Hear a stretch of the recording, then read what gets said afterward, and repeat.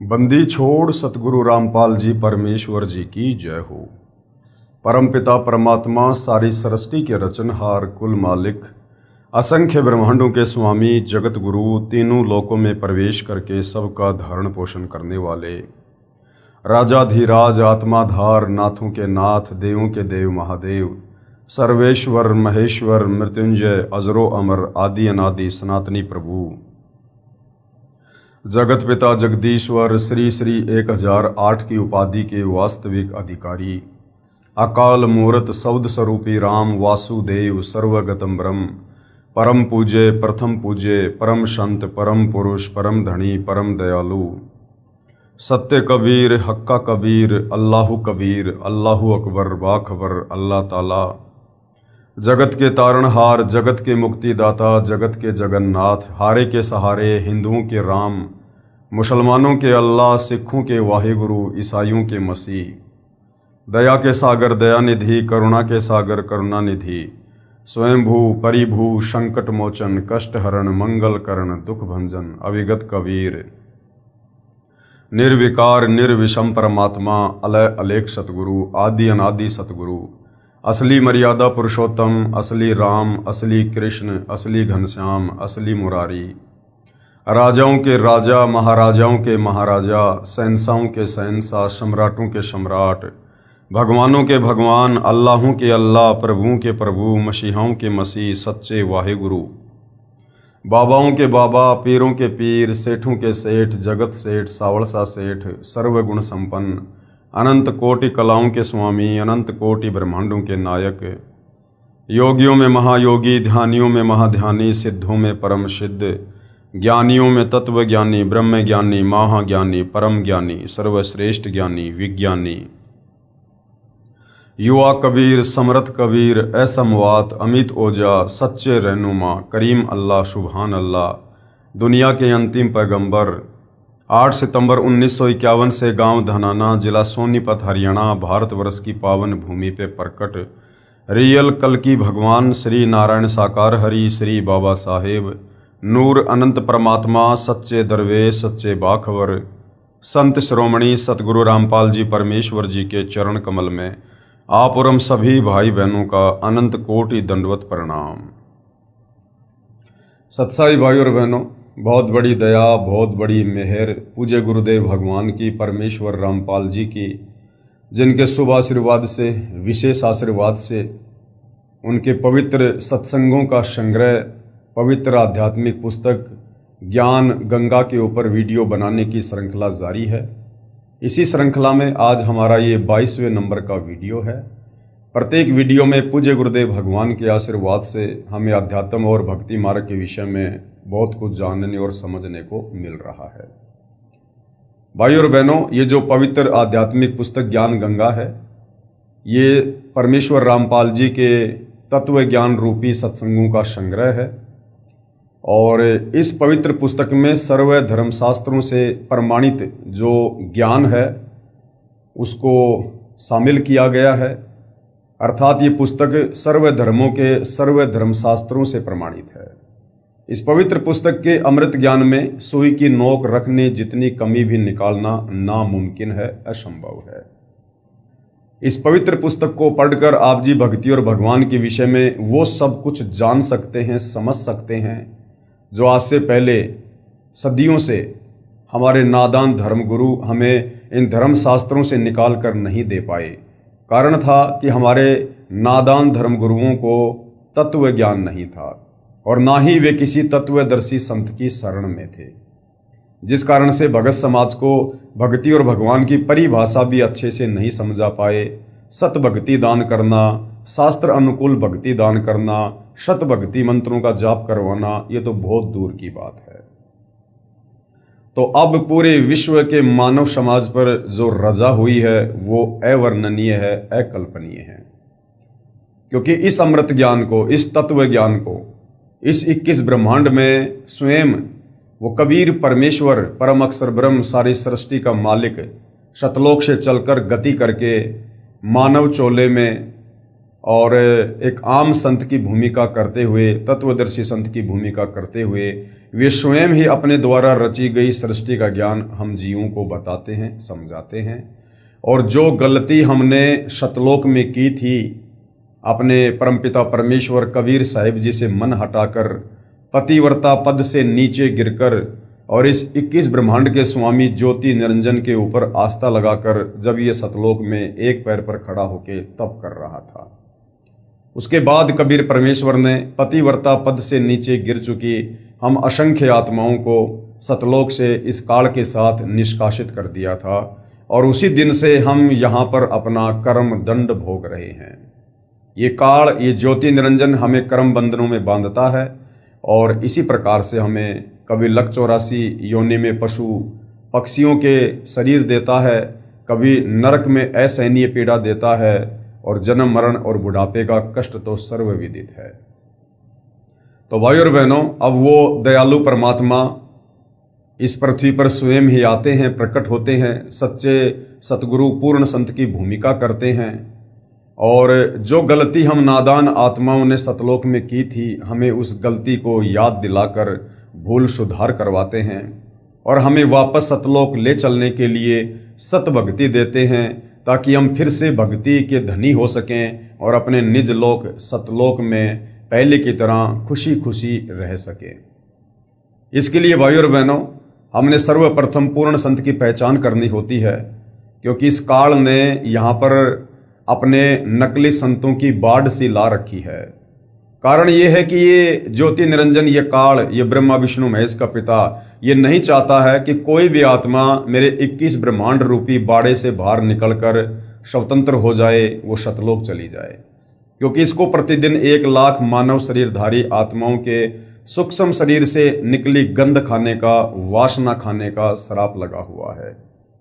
इस कारण से ये नहीं चाहता कि कोई भी आत्मा सतभक्ति करके, जब वो कबीर परमात्मा धरती पर आते हैं तो उनकी पहचान करके और सतभक्ति करके मेरे 21 ब्रह्मांड से बाहर ना निकल जाए। इसके लिए ये अपनी नकली संतों को समय समय पर पृथ्वी पर भेजता है और शास्त्रों के विरुद्ध साधना पर भगत समाज को आरूढ़ करवा देता है।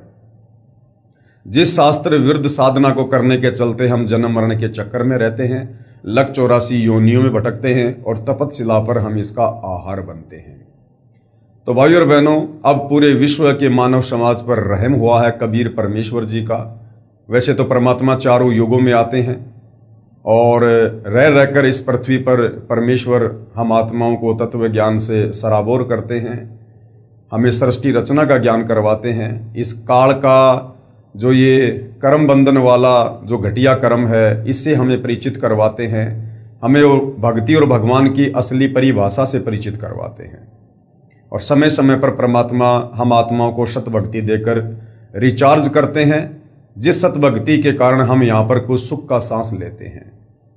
तो भाइयों और बहनों, आज पुनः वही कबीर परमेश्वर जी सतगुरु रामपाल जी के नाम से धरती पर प्रकट हैं और आप और हमें सौभाग्य से मनुष्य जन्म प्राप्त है, क्योंकि मनुष्य जन्म प्राप्त होना ही बड़ा दुर्लभ है।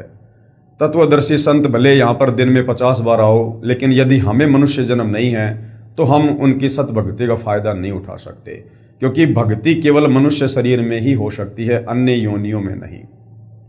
तो वर्तमान में आप और हमें मनुष्य जन्म भी है, ये कलयुग की पिछली पीढ़ी का यानी मोक्ष का प्राइम टाइम भी है और साथ में कबीर परमात्मा स्वयं धरती पर सतभक्ति लेकर प्रकट हैं। तो भाइयों और बहनों, आज यदि हम फायदा उठा सकते हैं तो ये आप और हमारा परम सौभाग्य होगा। और यदि इस मनुष्य जन्म को हमने तत्वदर्शी संत की शरण के अभाव में शास्त्र अनुकूल भक्ति ना करके यदि बर्बाद कर दिया, तो ये शरीर छूटने के बाद लंबे समय के लिए ये काल हमें फिर से लक 84 योनि में डाल देगा और हम यहाँ पर असहनीय पीड़ाओं का सामना करते रहेंगे। तो भाइयों और बहनों, आज मौका है, यदि फायदा उठाया जा सके तो अवश्य उठाना चाहिए। तो भाइयों और बहनों, इस पवित्र पुस्तक ज्ञान गंगा के ऊपर अभी तक जो वीडियो बन चुके हैं, यदि आपने नहीं देखे हैं तो आपको थोड़ा समय निकालकर अवश्य देखने चाहिए, क्योंकि जब तक हम ज्ञान नहीं समझेंगे तब तक हम भक्ति पर नहीं लग सकते, और भक्ति पर लग भी गए तो बिना सृष्टि रचना के ज्ञान के हम भक्ति पर दृढ़ नहीं हो सकते। इसलिए जब भी आप सतगुरु रामपाल जी के यूट्यूब पर सत्संग सुने या उनके द्वारा लिखी पुस्तकें पढ़ें, तो आप सृष्टि रचना वाले टॉपिक को अवश्य पढ़ें। 1 या 2 बार उसको पढ़कर समझने का प्रयास अवश्य करें। तो भाई और बहनों, आज इस पवित्र पुस्तक में वीडियो नंबर 22 में हमें सतगुरु रामपाल जी परमेश्वर जी ने समझाया है कि किस प्रकार से प्रथम सतयुग में कबीर परमेश्वर आप और हम आत्माओं को पुनः सतलोक के विषय में बताने के लिए, समझाने के लिए, हमें सतलोक ले चलने के लिए स्वयं ही अपने पुत्र जोगजीत के रूप में प्रकट हुए और किस प्रकार से इस काल के 21 ब्रह्मांड में सर्वप्रथम कबीर परमेश्वर की काल से वार्ता हुई, भेंट हुई, क्या क्या बातचीत हुई, इस संदर्भ के विषय में हम विस्तार से जानकारी प्राप्त करेंगे। साथ ही फ्रांस के एक भविष्यवक्ता है नास्त्रैदमस, उन्होंने सतगुरु रामपाल जी को लेकर और वर्तमान समय के विषय में क्या कुछ भविष्यवाणियां की हैं, उनको भी हम जानने का प्रयास करेंगे। तो भाई और बहनों, हम चलते हैं पवित्र पुस्तक ज्ञान गंगा के अंदर। और आज का हमारा जो टॉपिक है वो है कबीर साहिब जी की काल से वार्ता। कबीर साहिब जी की काल से वार्ता।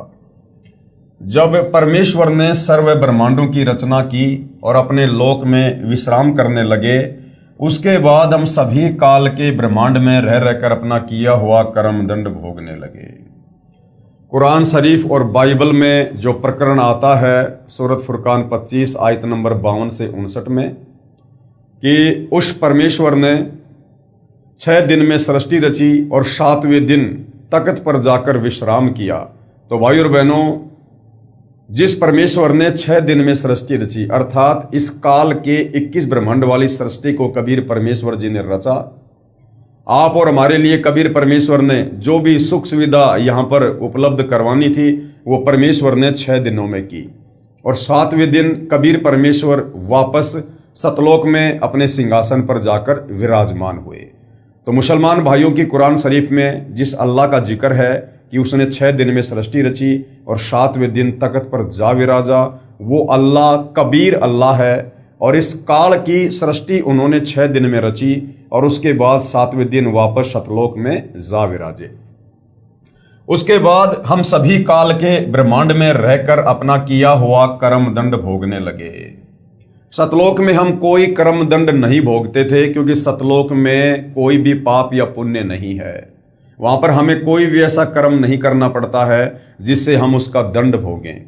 लेकिन जैसे ही हम काल के 21 ब्रह्मांड में आए, यहाँ पर इस काल ने हमारे चारों तरफ कर्म लगा दिए और इन कर्मों के जाल में हम उलझ कर रह गए और इन्हीं कर्मों का भोग भोगते भोगते हमें यहाँ पर अनंत युग बीत चुके हैं।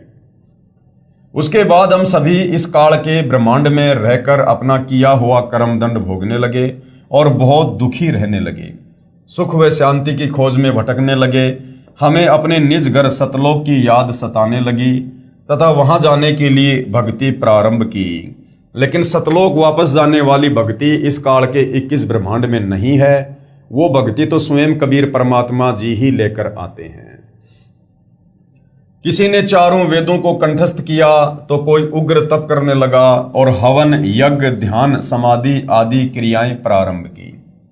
क्योंकि आत्मा को हमेशा से ये तड़फ रहती है कि कोई परमात्मा है, कोई भगवान है। हालांकि इस काल बलि के 21 ब्रह्मांड में आने के बाद इस काल ने सतलोक की वो तमाम स्मृतियां, वो यादें हमें जो है भुला दी गई हैं, हमारे मन मस्तिष्क से डिलीट कर दी गई हैं। हमें अपने निज घर का पता नहीं रहता। लेकिन आत्मा परमात्मा का अंश है। आत्मा को रह रहकर ये कशक होती है कि मैं कभी नहीं मरा करता था, मैं जो मर रहा हूं, जन्म ले रहा हूं, दुख भोग रहा हूं, ये क्यों हो रहा है? क्योंकि सतलोक में ऐसा कुछ भी नहीं था, वहां केवल सुख ही सुख था। तो आत्मा हमेशा ये कसक बना के रखती है कि कोई परमात्मा है, कोई भगवान है जो सर्व सुख दाता है और हम कोई तो ऐसी जगह है, कोई तो ऐसा लोक है जहां पर हम कभी रहा करते होंगे, जहां पर हम सर्व सुख भोगा करते थे। तो ऐसे विचार करके ये आत्मा अपने परमेश्वर की याद में ये तरह तरह के तप करने लगी, समाधि लगाने लगी उग्र साधना करने लगी, कोई चारों वेदों को पढ़ने लगा और जैसा भी उनको समझ में आया उस हिसाब से जो है परमेश्वर की प्राप्ति के लिए वो प्रयत्न करने लगा। लेकिन अपने निज घर सतलोक नहीं जा सके, क्योंकि चारों वेदों में, गीता जी में, किसी भी धर्म के किसी भी धर्म ग्रंथ में वापस सतलोक जाने वाली कंप्लीट भक्ति नहीं है, केवल परमेश्वर की आंशिक जानकारी है।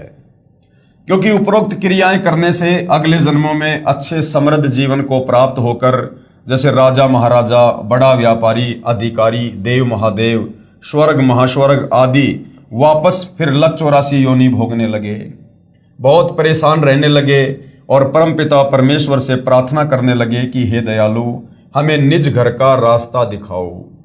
हम हृदय से आपकी भक्ति करते हैं, आप हमें दर्शन क्यों नहीं दे रहे? आप हमें दर्शन क्यों नहीं दे रहे? भाइयों और बहनों, इन चारों वेदों में, गीता जी में या किसी भी धर्म के किसी भी धर्म ग्रंथ में केवल इस काल बलि तक की ही जानकारी है। ये काल 21 ब्रह्मांड का स्वामी है, ब्रह्मा विष्णु महेश का पिता है। मुसलमान भाई जिसे अपना अल्लाह कहते हैं वो यही काल है। हिंदू जिसे अपना निराकार भगवान कहते हैं वो यही काल है। ईसाई जिसे अपना मसीहा कहते हैं वो यही काल है। तो भाइयों और बहनों, हम भक्ति भी करते थे और परमेश्वर से अर्ज करते थे कि हे परमात्मा, हम इतनी उग्र भक्ति कर रहे हैं, इतना प्रयत्न कर रहे हैं, तन मन धन हमने सर्वस्व आपकी प्राप्ति के लिए न्योछावर कर दिया है। क्योंकि सतयुग त्रेता द्वापर में भाइयों और बहनों, परमात्मा की कसक में ये आत्मा घर से बाहर निकल जाया करती थी, घर बार छोड़ दिया करते थे, बाल बच्चों का परित्याग कर दिया करते थे, संपत्ति को ठोकर मार दिया करते थे और जैसा भी हमें ज्ञान होता था उस हिसाब से किसी साधु संत के डेरे में जाकर, जंगल में जाकर, गुफाओं में जाकर, एकांत में रहकर हमने घोर तप किए और अंत में निष्कर्ष 0/0 रहा। तो हम रो रो कर ये दुआ करते थे कि हे परमेश्वर, आप हमें दर्शन क्यों नहीं दे रहे हैं? वेदों में लिखा है कि आप साकार हैं, आपका तेजोमय शरीर है, आप नर आकार में है और आपकी प्राप्ति का ये ओम मंत्र है, फिर आप हमें दर्शन क्यों नहीं दे रहे? तो भाइयों और बहनों, ये सृष्टि रचना से ही आपको समझ में आएगा। वेदों में महिमा तो पूर्ण परमेश्वर की लिखी हुई है, परंतु जो ओम नाम का जाप वेदों में और गीता जी में है वो केवल इस काल तक की साधना है। और इस काल तक की साधना आप कितनी भी कर लीजिएगा, इस काल में जब आप सृष्टि रचना पढ़ोगे तो पता चलेगा इसने एक अपना अटल घटिया नियम बना रखा है। इसने प्रतिज्ञा कर रखी है कि मैं किसी भी प्रकार की साधना से, जप से, तप से मैं अपने वास्तविक काल रूप में, ब्रह्म रूप में दर्शन नहीं दूंगा। जिस कारण से आत्माएं इतनी साधना करती लेकिन फिर भी उन्हें परमेश्वर के दर्शन नहीं होते। तो काल तो अपनी घटिया प्रतिज्ञा के चलते उन साधकों को दर्शन नहीं देता है। और कबीर परमेश्वर जी की इन चारों वेदों में वो सत भक्ति नहीं है जिससे हमें परमात्मा दर्शन दे। तो वो सत भक्ति जिससे पूर्ण ब्रह्म परमेश्वर कबीर साहिब साक्षात हमें दर्शन दें, उनका साक्षात्कार हो, वो भक्ति तो कबीर परमात्मा स्वयं ही सतलोक से चलकर इस काल के लोक में आते हैं, तत्वदर्शी संत की, सतगुरु की, पूर्ण संत की, जगत गुरु की भूमिका निभाते हैं। उसके बाद हमें फिर उस ज्ञान से पता चलता है कि आज मेरे सामने जो तत्वदर्शी संत है, जगत गुरु है, ये स्वयं ही कबीर परमात्मा है और हमें खुली आंखों से बिल्कुल उनका साक्षात्कार होता है। ये वृत्तांत कबीर साहिब ने धर्मदास जी को बताते हुए कहा कि धर्मदास, इन जीवों की पुकार सुनकर मैं अपने सतलोक से जोगजीत का रूप बनाकर काल लोक में आया। जोगजीत कौन है? परमपिता परमेश्वर कबीर साहिब ने सतलोक में जो अपने 16 पुत्रों की उत्पत्ति की थी, उनमें जो सबसे लास्ट वाला पुत्र है 16वें नंबर का, वो जोगजीत है, जिसको योग संतायन भी कहते हैं। तो प्रथम बार कबीर परमेश्वर जब काल के 21 ब्रह्मांड में आए, हम आत्माओं की उस पुकार को सुनकर, जब हम लक 84 योनि में गधे कुत्ते सुअर बनकर दुखी हो रहे थे, परेशान हो रहे थे, आत्मा से पुकार करते थे, या मनुष्य जन्म में थे तो घोर साधना कर करके अपने शरीर की भी चिंता नहीं की और परमेश्वर प्राप्ति के लिए हम मर मिटे, तो उस प्रकार की आत्मा की पुकार को सुनकर कबीर परमेश्वर ये दयालु मालिक सतलोक से चलकर अपने पुत्र का रूप बनाकर और इस काल के 21 ब्रह्मांड में आते हैं। अपने ओरिजिनल रूप में परमात्मा इसलिए नहीं आते कि यदि वो परमेश्वर अपने ओरिजिनल कबीर रूप में इस धरती पर यदि आ जाए, आते हैं भाई और बहनों, आने को तो आज वर्तमान में कबीर भगवान सतगुरु रामपाल जी के नाम से प्रकट हैं, अपने ओरिजिनल सतलोकी रूप में ही हैं। परंतु ये समर्थ परमात्मा है, ये चाहे उसको दर्शन दिखाएंगे, चाहे जिसे नहीं दिखाएंगे। तो कबीर परमेश्वर जी सतयुग, त्रेता और द्वापर में अपने पुत्रों के रूप बनाकर ही आते हैं, क्योंकि यदि काल को पता चल जाए कि वो कबीर परमात्मा मेरे 21 ब्रह्मांड में आ चुका है, यदि कबीर परमेश्वर अपने ओरिजिनल रूप में इस काल को दर्शन दे दें, तो भाई और बहनों ये परमात्मा से इतना डरता है कि इसका कलेजा फट जाए।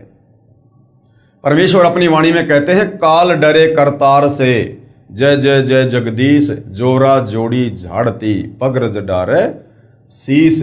इसलिए कबीर परमेश्वर अपने रूप को रूपांतरण करते हुए और 3 युगों में विशेषकर अपने पुत्रों का रूप धारण करके आते हैं। और चौथे युग कलयुग में, और कलयुग का जो प्राइम टाइम है भक्ति का, ये पिछली पीढ़ी वर्तमान समय, इस समय कबीर परमात्मा स्वयं अपने ओरिजिनल रूप में आते हैं, क्योंकि इस समय परमेश्वर ने कंप्लीट भक्ति दान करनी होती है, जिसमें एक होता है सतगुरु के दर्श, साधु दर्शन राम का मुख पर बसै सुहाग, दर्शन उन्हीं को होते हैं जिनके पूर्ण भाग। क्योंकि कबीर परमेश्वर जब साधु रूप में धरती पर होते हैं तो उनके ओरिजिनल दर्शन करने से हमारे बहुत सारे जो है पुण्य बनते हैं, हमारे पाप कर्मों का नाश होता है। जीवों की पुकार सुनकर मैं अपने सतलोक से जोगजीत का रूप बनाकर काल लोक में आया। तब 21वें ब्रह्मांड में जहां काल का निज घर है, वहां पर तपत शिला पर जीवों को भूनकर सूक्ष्म शरीर से गंध निकाला जा रहा था। सूक्ष्म शरीर से गंध कैसे निकालता है भाइयों और बहनों? ये जैसे ये हमारा स्थूल शरीर है, ये हाड़मास का पुतला है, इस शरीर में हमारी आत्मा है, और इस शरीर में रहते सहते हम जो भी व्यसन करते हैं, जैसे नशा करना, किसी भी प्रकार का मांस खाना, शराब पीना, या वैसे कोई गंदी फिल्में देखना या गंदी सोच रखना, तो उसकी जो सूक्ष्म वासना होती है वो हमारे सूक्ष्म शरीर में जमा होती रहती है।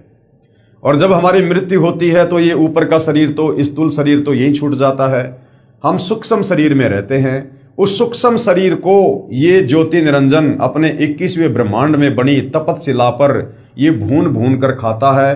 अर्थात उस सूक्ष्म शरीर को ये इतना ज्यादा ये गर्म करता है कि इसमें से वो वासना निकलती है, और उस वासना का फिर ये आहार करता है। और सूक्ष्म शरीर में ये प्राणी मरता नहीं है, इसलिए फिर वापस इसको कर्म आधार से आगे की योनि देने के लिए धर्मराज के दरबार में पेश कर देता है। धर्मराज फिर जैसा भी इसने पृथ्वी लोक पर मनुष्य शरीर में अच्छे बुरे कर्म किए, पाप या पुण्य किए, शास्त्र विरुद्ध या शास्त्र अनुकूल भक्ति की, उस आधार से फिर आगे का इसका प्रारब्ध निर्धारित कर दिया जाता है कि गधा कुत्ता बनना है, या फिर से कोई मनुष्य जन्म प्राप्त करना है, या फिर लक 84 योनि में जाना है। जीवों को भूनकर सूक्ष्म शरीर से गंध निकाला जा रहा था। मेरे पहुंचने के बाद, कबीर परमेश्वर कहते हैं कि मेरे वहां पहुंचने के बाद उन जीवों की जलन समाप्त हो गई। कबीर परमेश्वर जी की शक्ति से ऑटोमेटिक वो तपतशिला जिस पर जीव भूने जा रहे थे, हाहाकार मचा रहे थे, वो बर्फ की तरह शीतल हो गई।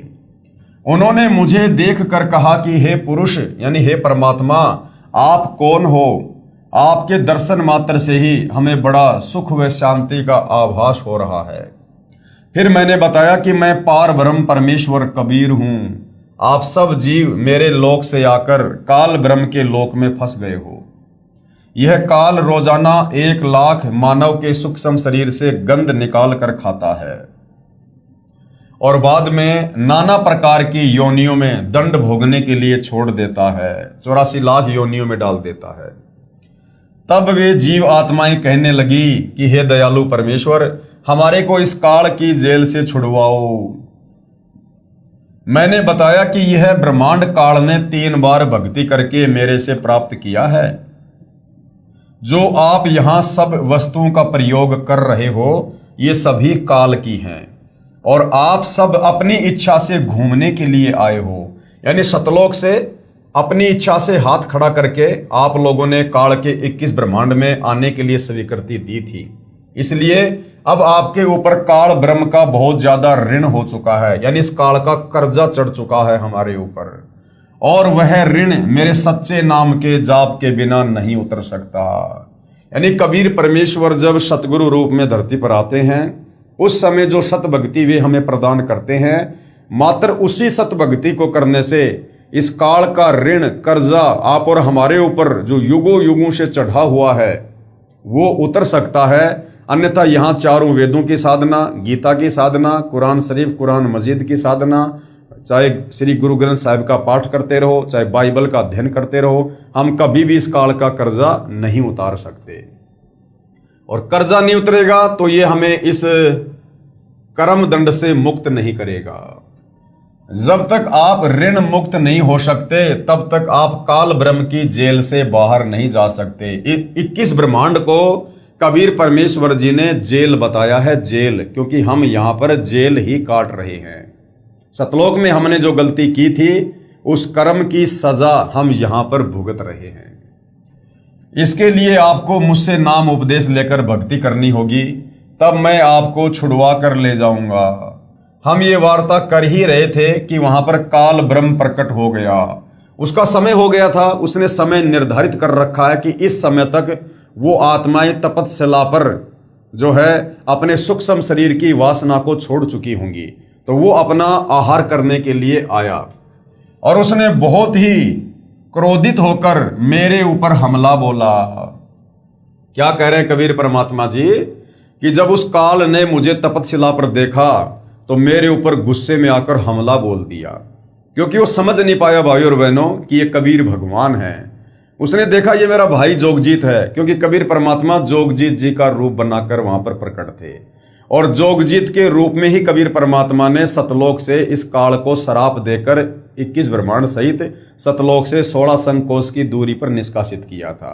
तो काल ने सोचा कि आज ये जोगजीत आ गया और आज मैं अपना वो बदला लूंगा।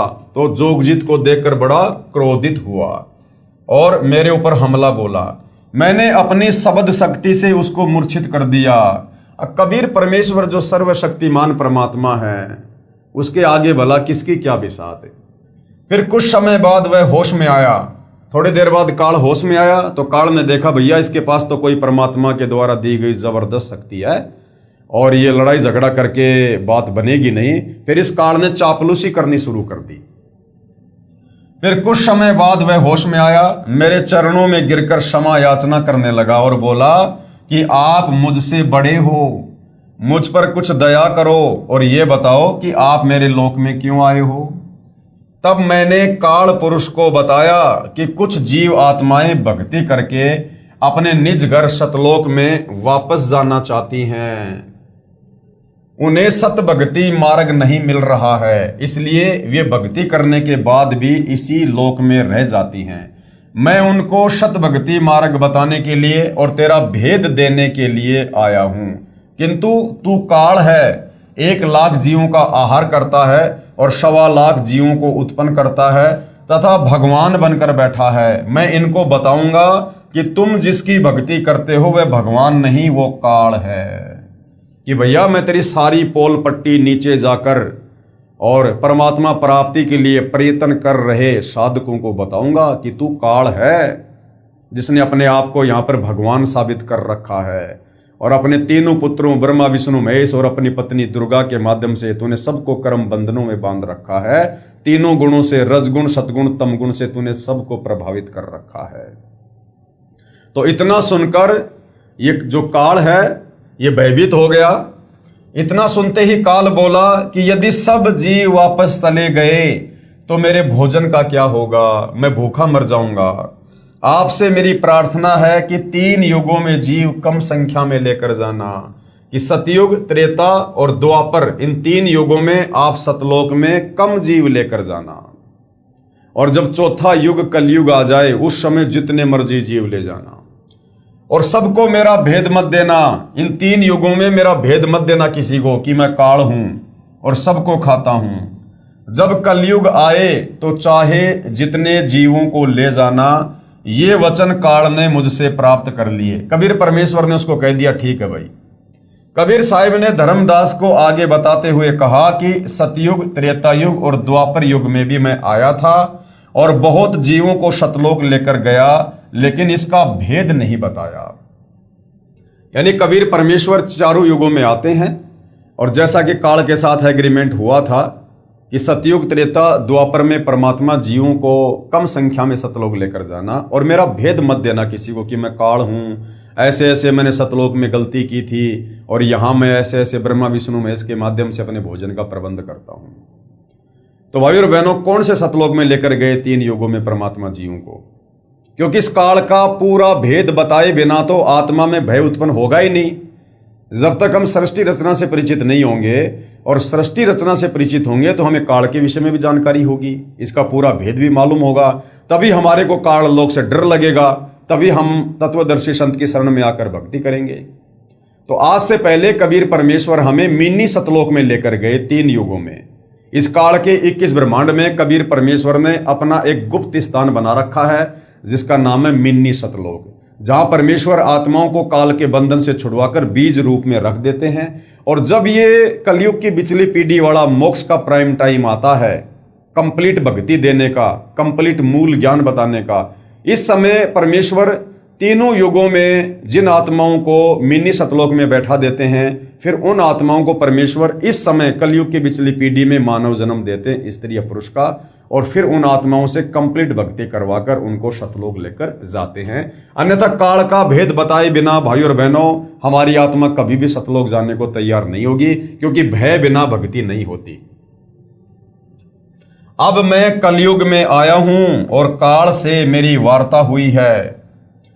काल ब्रह्म ने मुझसे कहा कि अब आप चाहे जितना जोर लगा लेना, आपकी बात कोई नहीं सुनेगा।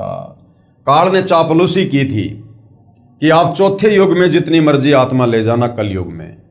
काल ने क्या दिमाग लगाया था कि जब चौथा युग कलयुग आएगा उस समय इन आत्माओं के जो पुण्य हैं वो समाप्त हो चुके होंगे, इनके पाप कर्म शेष होंगे, पाप कर्म शेष रहने के चलते इनके पर आपत्तियां आएंगी, और सतभक्ति ना होने के चलते ये फिर धर्म के विरुद्ध अधर्म का रास्ता अपनाएंगे, जिससे इनके कर्म और ज्यादा बिगड़ेंगे। साथ में उस कलयुग में मैं इनको विषय विकारी बना दूंगा, हर प्रकार से नशेड़ी बना दूंगा, मांसाहारी बना दूंगा, शराबी बना दूंगा, चोरी जारी ठगी विश्वासघात रिश्वतखोरी काला बाजारी मिलावट इन तमाम प्रकार के कुकर्मों में लगाकर इन आत्माओं की वृत्ति को बिगाड़ दूंगा।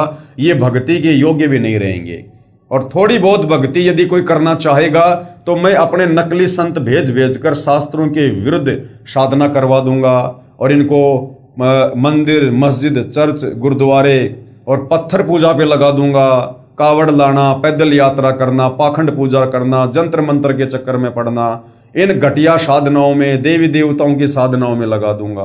तो जब वो तत्वदर्शी संत आएगा यानी भगवान आएगा, उस समय कोई भी उसकी बात को स्वीकार नहीं करेगा। ये सोचकर काल ने कहा था कि आप 3 युगों में जीव कम लेकर जाना और चौथे युग में जितनी मर्जी आत्मा सतलोक लेकर जाना। प्रथम तो मैंने जीव को भक्ति के लायक ही नहीं छोड़ा है। काल ने क्या कहा? धर्मदास को परमात्मा बता रहे हैं कि प्रथम तो इस कलयुग में जीव को इस काल ने इतना बिगाड़ दिया है, नशेड़ी गंजेड़ी शराबी मांसाहारी चोरी जारी करने वाला बना दिया है कि अपने स्वार्थ के अलावा उसको और कुछ दिखाई नहीं देता है। प्रथम तो मैंने जीव को भक्ति के लायक ही नहीं छोड़ा, उनमें बीड़ी सिगरेट शराब मांस आदि दुर्व्यसन की आदत डालकर इनकी वृत्ति को यानी मानसिक वृत्ति को बिगाड़ दिया है, इनकी सोच को बिगाड़ दिया है। नाना प्रकार की पाखंड पूजा में जीव आत्माओं को लगा दिया। ये मंदिर मस्जिद चर्च गुरुद्वारा, ये झाड़ जपाड़ जंतर मंत्र, इस प्रकार की ओछी और घटिया साधनाओं में लगा दिया। दूसरी बात यह होगी कि जब आप अपना ज्ञान देकर वापस अपने लोक में चले जाओगे, तब मैं यानी काल अपने दूत भेजकर आपके पंथ से मिलते जुलते 12 पंथ चलाकर जीवों को भ्रमित कर दूंगा। काल ने क्या कहा था कि जब आप उस कलयुग में जाओगे, यानी परमात्मा 650 साल पहले अपने ओरिजिनल नाम कबीर नाम से आए थे, तो कहा कि जब आप उस कलयुग में अपना कंप्लीट ज्ञान देकर जो भी भक्ति आपने देनी है वो भक्ति देकर आप जाओगे वापस सतलोक, तो मैं उसके बाद अपने 12 नकली दूत भेजूंगा और आपके नाम से कबीर नाम से वो कबीर पंथ चलाएंगे और जीवों को अपने जाल में फंसा लेंगे। ये कहकर कि कबीर जी का वास्तविक ज्ञान, कबीर जी का असली पंथ, सतलोक जाने की विधि केवल हम कबीर पंथियों के पास में है। तो परमात्मा चाहने वाली आत्माओं को मैं अपने दूत भेजकर और अपने जाल में फंसा लूंगा। तो आज भाई और बहनों, ये जितने भी कबीर पंथ हैं, विशेषकर जो धर्मदास जी की वंशावली में जो 12 कबीर पंथ हैं, ये सारे के सारे काल के द्वारा अपने दूतों के माध्यम से चलवाए गए पंथ हैं, जिनमें सत भक्ति नहीं है, लेकिन नाम कबीर परमात्मा का लेकर ये लोग अपने पंथ चला रहे हैं। साथ में काल ने और जाल फैला दिया। इसके अलावा राधा स्वामी पंथ है, जय गुरुदेव पंथ है, धन धन सतगुरु पंथ है, निरंकारी पंथ है, हंसा देश वाला पंथ है, जय गुरुदेव पंथ है। ये तमाम दुनिया भर के जितने भी पंथ चल रहे हैं, जिनमें करोड़ों परमात्मा चाहने वाली आत्माएं फंसी हुई हैं, उनको परम धनी जानकर ये सारे का सारा षड्यंत्र काल बली का है। ये सारे के सारे काल के द्वारा भेजे गए एजेंट हैं। तो भाई और बहनों, वर्तमान में एकमात्र सच्ची भक्ति और सच्चा ज्ञान देने वाला इस पृथ्वी पर केवल सतगुरु रामपाल जी हैं। महिमा सतलोक की बताएंगे। ये जो 12 पंथ हैं जो कबीर जी के नाम से चलेंगे, या अन्य जो पंथ है, वो महिमा तो सतलोक की बताएंगे, आपका ज्ञान कथेंगे, लेकिन नाम जाप मेरा करेंगे। और नाम किसके देंगे? काल के, जिसके परिणाम स्वरूप मेरा ही भोजन बनेंगे। ये बात सुनकर कबीर साहिब ने कहा कि आप अपनी कोशिश करना और मैं सतमार्ग बताकर ही वापस जाऊंगा, और जो मेरा ज्ञान सुन लेगा वह तेरे बहकावे में कभी नहीं आएगा। सतगुरु कबीर साहिब ने कहा कि हे निरंजन, यानी हे काल, यदि मैं चाहूं तो तेरे सारे खेल को क्षण भर में समाप्त कर सकता हूं। कबीर परमात्मा इतने समर्थ हैं। कबीर परमेश्वर ने कहा कि काल, यदि मैं चाहूं तो तेरे इस खेल को क्षण भर में नष्ट कर सकता हूं। भाई और बहनों, कबीर परमेश्वर इतने समर्थ हैं, इतने सक्षम हैं। आदरणीय गरीबदास जी की वाणी है कि जाके अर्ध रूम पर सकल पसारा, ऐसा पूर्ण ब्रह्म हमारा। कबीर परमेश्वर जी के आधे बाल के बराबर भी ये कंप्लीट सृष्टि नहीं है। वो इतना समर्थ है, अपने आधे बाल के ऊपर सारी सृष्टि को ठहरा सकता है। 21 ब्रह्मांड इस काल के, 7 संग ब्रह्मांड अक्षर पुरुष के, और ऊपर के चारों लोक, ये परमेश्वर अपने आधे बाल के ऊपर इनको रख सकता है। ये इतना समर्थ है। लेकिन कबीर परमेश्वर जी की वाणी है कि भाई, अनंत कोटि बाजी जहां और मैंने रचे सकल ब्रह्मांड, गरीबदास मैं क्या करूं यो काल करे जीव खंड। ये परमेश्वर चाहे तो 1 सेकंड में तमाम आत्माओं को सतलोक ले जा सकते हैं। लेकिन भाई और बहनों, ये 21 ब्रह्मांड कबीर परमात्मा ने ही काल को प्रदान किए हैं, और यहाँ का संविधान भी इस निरंजन को कबीर परमात्मा ने ही बना कर दिया है। सत का राज धर्म राय कर ही अपना किया सब दंड बरही। और इस ज्योति निरंजन ने जब कबीर परमात्मा तपतशिला पर आए थे, तो एक और इन्होंने वचन लिया था कि परमात्मा आप नीचे जाओगे, आप इतनी मेहर करना कि आप जबरदस्ती किसी भी आत्मा को सतलोक लेकर मत जाना। जो आपके ज्ञान को समझे, आपकी मर्यादाओं में रहे, आपको परमात्मा मानकर भक्ति करे और आजीवन भक्ति करे, ये परमात्मा आप उन्हीं आत्माओं को सतलोक लेकर जाना। जो आपके ज्ञान को स्वीकार ना करे या आपकी शरण में आकर जो मर्यादा में रहकर भक्ति ना करें, उनको मेरे भोजन के लिए छोड़ देना। तो भाई और बहनों, ये वचन कबीर परमात्मा का दिया हुआ है, इसलिए कबीर परमेश्वर को रह रहकर अपना वचन याद आ जाता है, जिस कारण से परमेश्वर फिर इस काल के 21 ब्रह्मांड को नहीं छेड़ते हैं, और अपने विधि विधान अनुसार हम आत्माओं को नीचे तत्वदर्शी संत के रूप में प्रकट होकर हमें ज्ञान से परिचित करवाते हैं, हमें सृष्टि रचना से परिचित करवाते हैं। और जो आत्मा तत्वदर्शी संत के रूप में प्रकट कबीर भगवान की वाणियों पर, वचनों पर, ज्ञान पर, सत्संग पर विश्वास कर लेती है और आजीवन मर्यादा में रहकर गुरु को परमेश्वर मानकर भक्ति करती है, उन्हीं आत्माओं को परमात्मा सतलोक लेकर जाते हैं। सतगुरु कबीर साहिब ने कहा कि हे निरंजन, यानी हे काल, यदि मैं चाहूं तो तेरे सारे खेल को क्षण भर में समाप्त कर सकता हूं, परंतु ऐसा करने से मेरा वचन भंग होता है।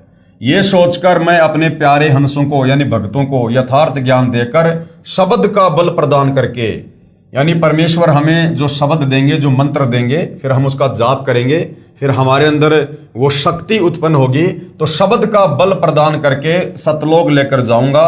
और कहा कि सुनो धर्मराया। धर्मराया, इस काल को धर्मराय भी कहते हैं क्योंकि इसने परमात्मा से कहा था कि परमात्मा मैं अपने 21 ब्रह्मांड में सत का राज करूंगा, जो जैसा कर्म करेगा उसको वैसा ही मैं परिणाम दूंगा, फल दूंगा।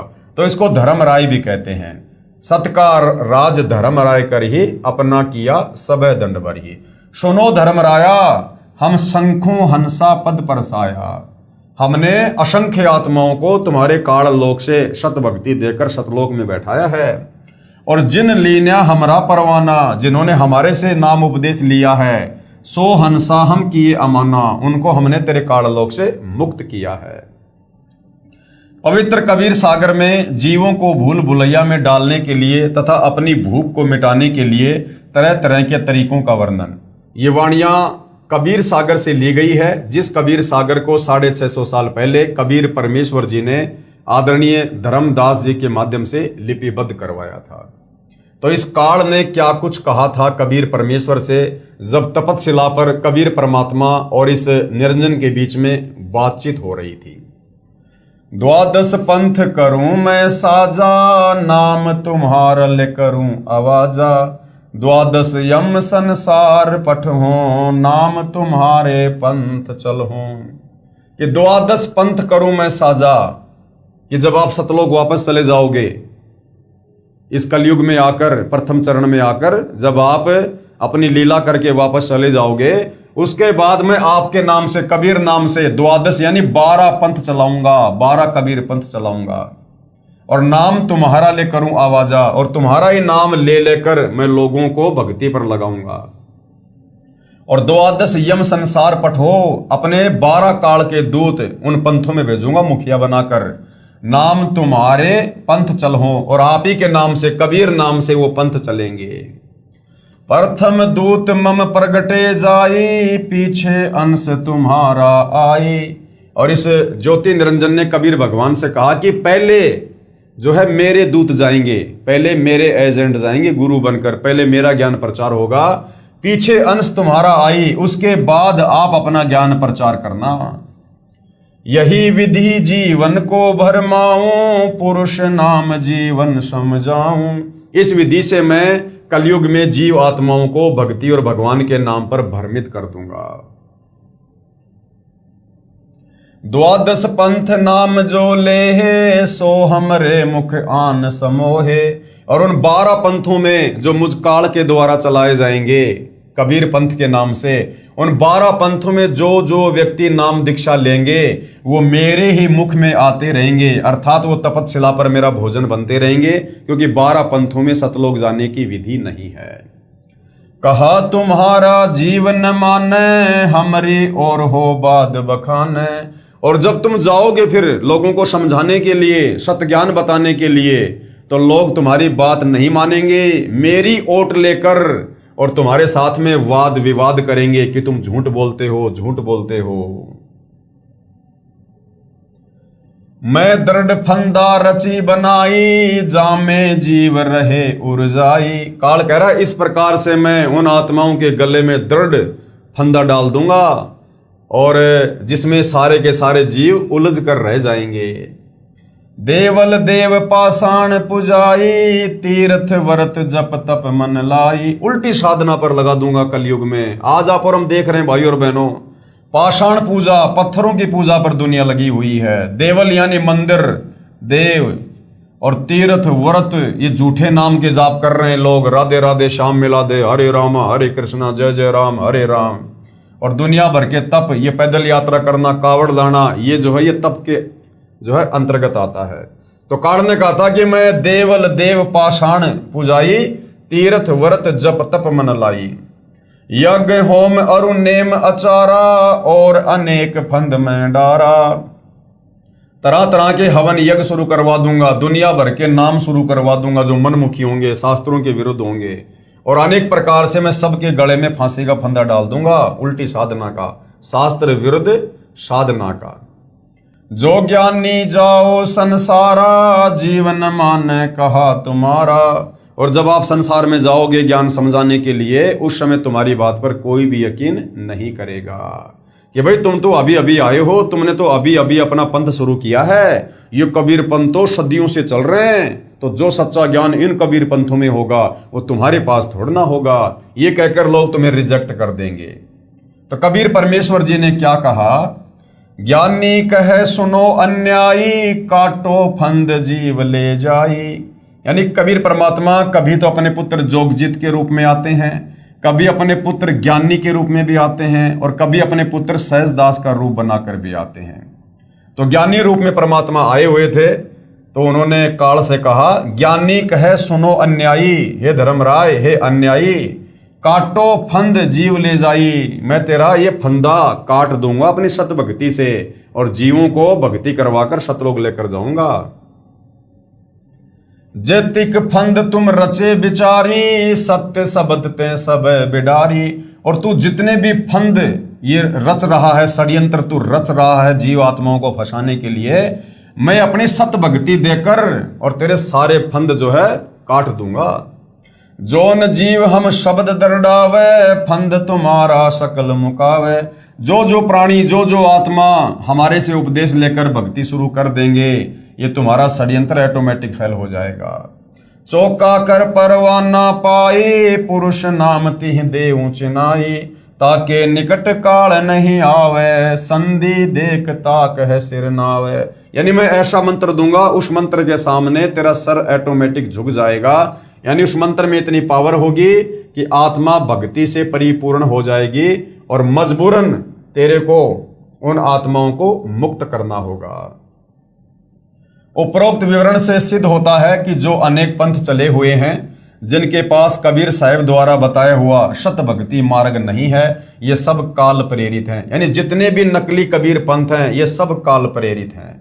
अतः बुद्धिमान को चाहिए कि सोच विचार कर यानी अच्छी तरह से शास्त्रों से परिचित होकर, सृष्टि रचना से परिचित होकर, सोच विचार कर भक्ति मार्ग अपनाएं, क्योंकि मनुष्य जन्म अनमोल है, ये बार बार नहीं मिलता।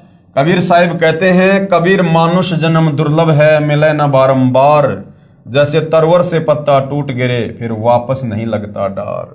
जिस प्रकार एक बार पेड़ से पत्ता टूट जाता है, फिर चाहे कितना भी यत्न कर लो, वो पेड़ से टूटा हुआ पत्ता वापस पेड़ पर नहीं लगता है।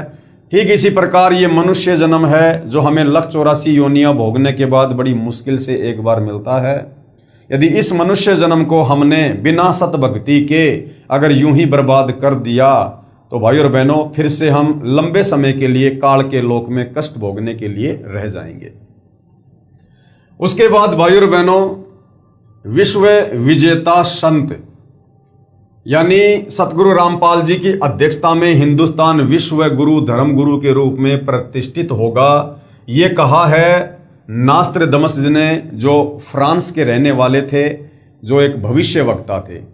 तो फ्रांस के भविष्य वक्ता नास्त्रदमस जी ने वर्तमान समय को लेकर और सतगुरु रामपाल जी को लेकर क्या कुछ भविष्यवाणी की है, उस पर यहाँ पर प्रकाश डाला जा रहा है, ताकि आप और हमें विश्वास हो कि वास्तव में आने वाले समय में भारत देश जो विश्व गुरु बनेगा, धर्म गुरु बनेगा, जगत गुरु बनेगा, सोने की चिड़िया बनेगा। सोने की चिड़िया बनने का मतलब है भारत देश खुशहाल होगा। तो किसकी अध्यक्षता में होगा? नास्त्रदमस जी ने क्या कुछ कहा है। विश्व विजेता संत यानी अपने आध्यात्मिक ज्ञान के चलते और अपनी अद्भुत शक्ति के चलते जो है भारत सतगुरु रामपाल जी के माध्यम से विश्व विजेता होगा। सतगुरु रामपाल जी महाराज की अध्यक्षता में हिंदुस्तान विश्व धर्मगुरु के रूप में प्रतिष्ठित होगा। सतगुरु रामपाल जी के विषय में नास्त्रदमस की भविष्यवाणी। फ्रेंच, जिसको फ्रांस भी कहते हैं, फ्रांस देश के नास्त्रदमस नामक प्रसिद्ध भविष्यवक्ता ने सन ईस्वी 1555 में 1000 श्लोकों में भविष्यवाणी की सांकेतिक सत्य भविष्यवाणियां लिखी हैं। 100 श्लोकों के 10 शतक बनाए हैं, जिनमें से अब तक सभी सिद्ध हो चुकी हैं। हिंदुस्तान में सत्य हो चुकी भविष्यवाणियों में से नास्त्रदमस ने अभी तक जो जो भविष्यवाणियां की थी वो सच साबित हुई हैं, और भारत देश को लेकर नास्त्रदमस ने क्या क्या भविष्यवाणियां की थी वो भी सच हुई हैं, और वर्तमान समय के लिए जो भविष्यवाणियां उन्होंने की हुई हैं जो सतगुरु रामपाल जी पर ही सटीक उतरती हैं वो भी सच होंगी। तो भारत देश के विषय में उन्होंने लगभग 400-500 साल पहले क्या क्या भविष्यवाणियां की थी। नंबर 1, उन्होंने इंदिरा गांधी जी को लेकर भविष्यवाणी की। भारत की प्रथम महिला प्रधानमंत्री बहुत प्रभावशाली व कुशल होगी। यह संकेत स्वर्गीय श्रीमती इंदिरा गांधी की ओर है तथा उनकी मृत्यु निकटतम रक्षक द्वारा होना लिखा है जो सत्य हुई। यानी नास्ट्राडामस जी ने कहा था कि भारत की जो प्रथम महिला होगी प्रधानमंत्री वो बहुत ही ज्यादा प्रभावशाली होगी और वो विवेकी होगी और उसकी मृत्यु उसके बॉडीगार्ड के द्वारा होगी, उसके निकटतम अंगरक्षक के द्वारा होगी। और भाई और बहनों ऐसा ही हुआ, इंदिरा गांधी जी की हत्या उनके बॉडीगार्ड के द्वारा ही हुई। तो नास्ट्राडामस की भविष्यवाणी बिल्कुल सत्य साबित हुई। नंबर 2, उसके पश्चात उन्हीं का पुत्र यानी इंदिरा गांधी जी का पुत्र उनका उत्तराधिकारी होगा, यानी वो प्रधानमंत्री होगा और वह बहुत कम समय तक राज्य करेगा तथा अचानक मृत्यु को प्राप्त होगा, जो सत्य सिद्ध हुई। क्योंकि पूर्व प्रधानमंत्री स्वर्गीय श्री राजीव गांधी जी वो इंदिरा गांधी के बड़े बेटे थे और थोड़े समय उन्होंने राज्य किया, उसके बाद उनकी एक बम ब्लास्ट में हत्या कर दी गई। उसके बाद नंबर 3, सतगुरु रामपाल जी महाराज के विषय में भविष्यवाणी नास्ट्राडामस द्वारा जो विस्तार पूर्वक लिखी है। ये 2 बातें इसलिए बताई है क्योंकि जो उन्होंने भारत को लेकर भविष्यवाणी की थी वो पहले सत्य साबित हो चुकी है। तो आगामी समय के लिए यानी वर्तमान समय के लिए जो भविष्यवाणियां नास्ट्राडामस जी ने कर रखी हैं भारत में प्रकट एक संत के लिए, वो सतगुरु रामपाल जी के ऊपर हैं और ये भविष्यवाणियां भी बिल्कुल सत्य ही साबित होंगी। अपनी भविष्यवाणी के शतक 5 के अंत में तथा शतक 6 के प्रारंभ में नास्ट्राडामस जी ने लिखा है कि आज अर्थात ईस्वी सन 1555 से ठीक 450 वर्ष के बाद अर्थात सन 2006 में एक हिंदू संत जिसको सायरन कहा गया है वो प्रकट होगा, अर्थात लोगों के सामने होगा, अर्थात सर्व जगत में उसकी चर्चा होगी। उस समय उस हिंदू धार्मिक संत यानी सायरन की आयु 50 व 60 वर्ष के बीच होगी। परमेश्वर ने नास्ट्राडामस को सतगुरु रामपाल जी महाराज के अधेड़ उम्र वाले शरीर का साक्षात्कार करवाकर चलचित्र की भांति सारी घटनाओं को दिखाया और समझाया। श्री नास्ट्राडामस जी ने 16वीं सदी को प्रथम शतक कहा है। इस प्रकार 5वां शतक 20वीं सदी हुआ। नास्ट्राडामस जी ने कहा है कि वह धार्मिक हिंदू नेता अर्थात संत सायरन 5वें शतक के अंत के वर्ष में अर्थात सन ईस्वी 1999 में घर घर सत्संग करना त्याग कर अर्थात चौखटों को लांग कर बाहर आएगा। अर्थात सन 1999 में सतलोक आश्रम करोथा बनकर तैयार हो गया था और पहले सन 1994 से 1999 तक सतगुरु रामपाल जी गांव-गांव जाकर सतग्रंथ साहिब का पाठ किया करते थे, सत्संग किया करते थे। लेकिन 1999 में उन्होंने गांव-गांव जाकर सत्संग करना छोड़कर और सतलोक आश्रम करोथा में बैठकर सत्संग करना शुरू कर दिया था, जो बिल्कुल सत्य साबित हो रही भविष्यवाणी में लिखा है। 5वें शतक के अंत के वर्ष में अर्थात सन ईस्वी 1999 में घर घर सत्संग करना त्याग कर अर्थात चौखटों को लांग कर बाहर आएगा तथा अपने अनुयायियों को शास्त्र विधि अनुसार भक्ति मार्ग बताएगा। अर्थात 1999 में सतलोक आश्रम करोथा खुल गया। उसके बाद सन 2001 से सतगुरु रामपाल जी ने धर्म शास्त्रों को खोल खोल कर लोगों को ज्ञान समझाना शुरू किया। उस महान संत के बताए मार्ग से अनुयायियों को अद्वितीय आध्यात्मिक और भौतिक लाभ होगा। उस तत्व दृष्टा हिंदू संत के द्वारा बताए शास्त्र प्रमाणित तत्व ज्ञान को समझकर परमात्मा चाहने वाले श्रद्धालु ऐसे अचंभित होंगे जैसे कोई गहरी नींद से जागा हो। क्योंकि इन देवी देवताओं के विषय में, काल के विषय में, धर्म शास्त्रों के विषय में जो अद्भुत ज्ञान वर्तमान में सतगुरु रामपाल जी ने सन 1994 से देना शुरू किया है, ये ज्ञान आज से पहले सदियों पहले हमारे किसी भी धर्म गुरु ने समाज को नहीं दिया, जो हमारे धर्मशास्त्रों में छुपा हुआ था और जिसके विषय में आत्मा सदियों से जानना चाहती थी लेकिन कोई बता नहीं पा रहा था। तो जैसे ही अब सतगुरु रामपाल जी ने सन 1994 में अपने यथार्थ 13वें कबीर पंथ की शुरुआत की, 1999 में सतलोक आश्रम करोथा खुला और सन 2001 से जैसे ही सतगुरु रामपाल जी ने गीता, वेद, कुरान, पुराण, बाइबल, गुरु ग्रंथ साहिब इनसे सृष्टि रचना को प्रमाणित किया, तत्व ज्ञान को जो है वो प्रमाणित किया, इन शास्त्रों को दिखा दिखाकर उन्होंने लोगों को समझाना शुरू किया, तो अपने ही धर्मशास्त्रों में छुपे गूढ़ रहस्य को देखकर लोग दांतों तले उंगली दबाने लगे कि ऐसा निर्मल ज्ञान हमारे धर्मशास्त्रों में, हमारे घर में, और ये हमारे घर के मुखिया अर्थात ये धर्म गुरु हमें निष्कर्ष निकालकर नहीं बता पाए, नहीं समझा पाए। उस तत्वदृष्टा हिंदू संत द्वारा सन 1999 में चलाई आध्यात्मिक क्रांति ईस्वी सन 2006 तक चलेगी। तब तक बहुसंख्या में परमात्मा चाहने वाले भगत तत्व ज्ञान समझकर अनुयायी बनकर सुखी हो चुके होंगे। उसके पश्चात उस स्थान की चौखट से भी बाहर लांघेगा। उसके पश्चात 2006 से स्वर्ण युग का प्रारंभ होगा, अर्थात 2006 में करोथा कांड हो जाता है और सतगुरु रामपाल जी 21 महीने के लिए जेल में चले जाते हैं। नोट: प्रिय पाठक जन, कृपया पढ़ें निम्न भविष्यवाणी जो फ्रांस देश के वासी श्री नास्त्रदमस ने की थी, जिसके विषय में मद्रास के एक ज्योतिषा शास्त्री के.एस. कृष्णामूर्ति ने कहा है कि श्री नास्त्रदमस जी द्वारा सन 1555 में लिखी भविष्यवाणियों का यथार्थ अनुवाद सन 1998 में महाराष्ट्र में एक ज्योतिष शास्त्री करेगा।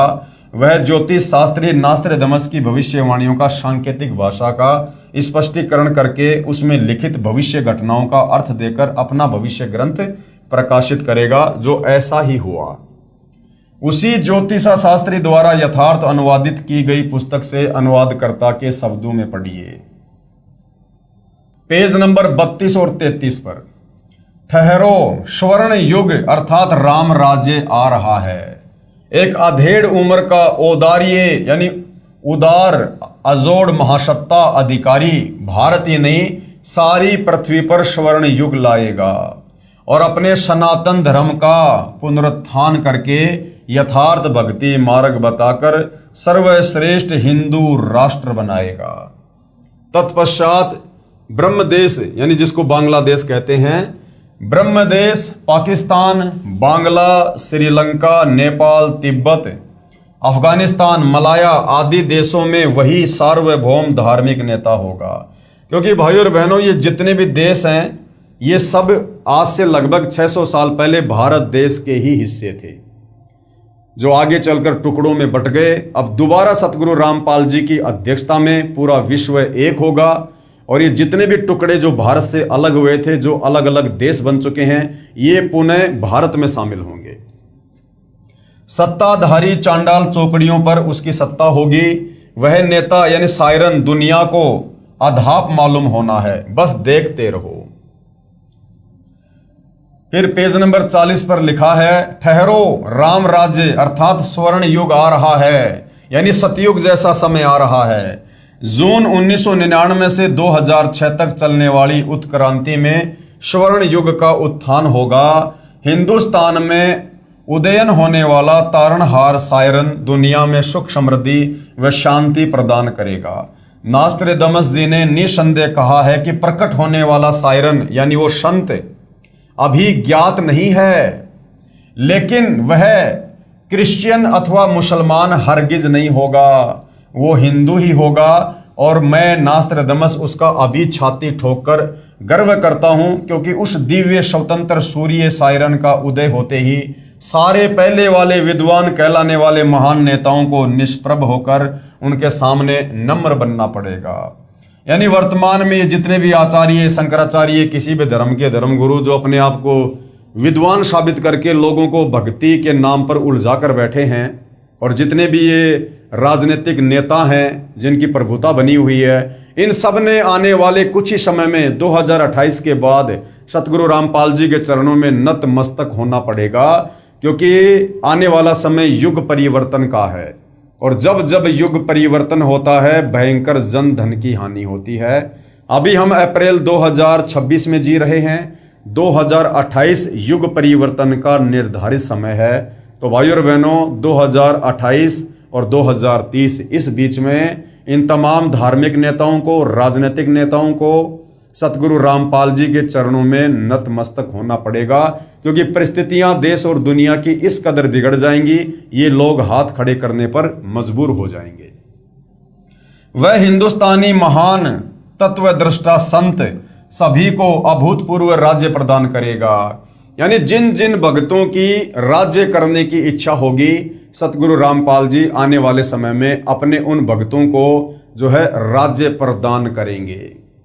वह समान कायदा, समान नियम बनाएगा, यानी सबके लिए एक जैसा नियम होगा। एक नया संविधान बनेगा, भक्ति संविधान के अनुसार पूरा विश्व चलेगा।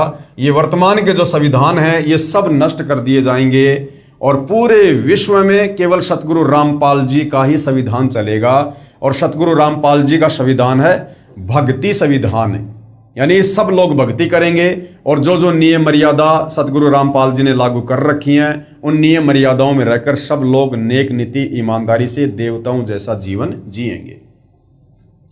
स्त्री पुरुष में, अमीर गरीब में, जाति और धर्म में कोई भेदभाव नहीं रखेगा, किसी पर अन्याय नहीं होने देगा। उस तत्वदर्शी संत का सर्व जनता विशेष सम्मान करेगी। माता पिता तो आदरणीय होते ही हैं, परंतु आध्यात्मिकता व पवित्रता के आधार पर उस शायरन यानी तत्वदर्शी संत का माता पिता से भी अलग श्रद्धा अर्थात स्थान होगा। नास्त्रदामस स्वयं ज्यू वंश का था तथा फ्रांस देश का नागरिक था। उसने क्रिश्चियन धर्म स्वीकार कर रखा था, यानी जो नास्त्रदामस था वो ईसाई था, वो क्रिश्चियन था। फिर भी नास्त्रदामस ने निसंदेह कहा है कि प्रकट होने वाला शायरन यानी संत केवल हिंदू ही होगा। यानी नास्त्रदामस ने बिल्कुल निष्पक्ष होकर अपनी भविष्यवाणी पेश की है। आगे पेज नंबर 41 पर सभी को समान कायदा, नियम, अनुशासन पालन करवाकर सत्य पथ पर लाएगा, यानी सच्ची भक्ति पर लाएगा। मैं नास्त्रदामस एक बात निर्विवाद सिद्ध करता हूं, वह शायरन अर्थात धार्मिक नेता अर्थात सतगुरु रामपाल जी नया ज्ञान आविष्कार करेगा।